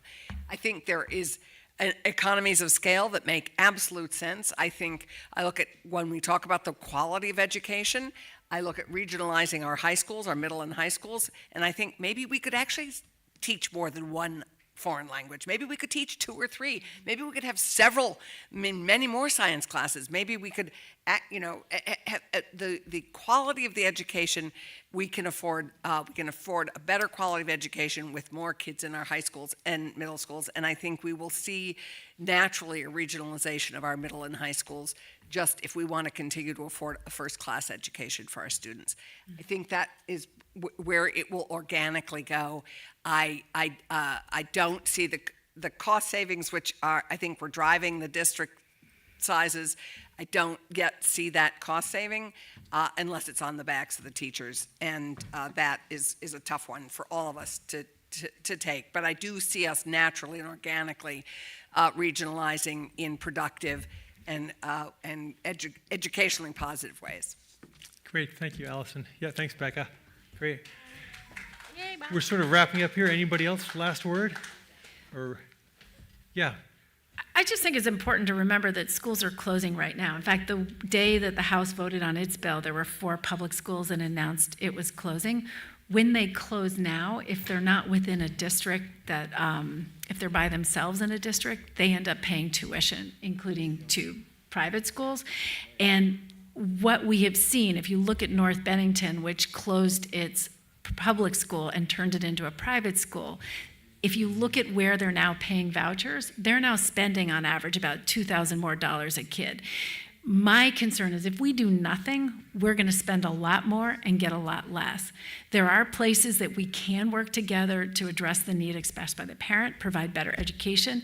It's through better professional development. We have to develop the capacity to do that. We need better solutions. You have the Hartford Area Regional Autism Program, for example. There are districts that send students who need specialized settings to private for-profit schools that charge 3 times as much. That's expensive. There was one of them that had a report card that was grading kids on whether they were an expletive. I'm not even going to tell you what it was, but no kid's report card should ever say that. So we can do better. We have to do better. But if we do nothing, we also aren't serving our kids. So I do appreciate the parents' comment from the back. Great. Okay, I think we've reached the natural end of our proceedings here. Thank you all for coming, and thanks very much for our panelists here this evening. This was a very interesting conversation. So thanks, and safe trip home.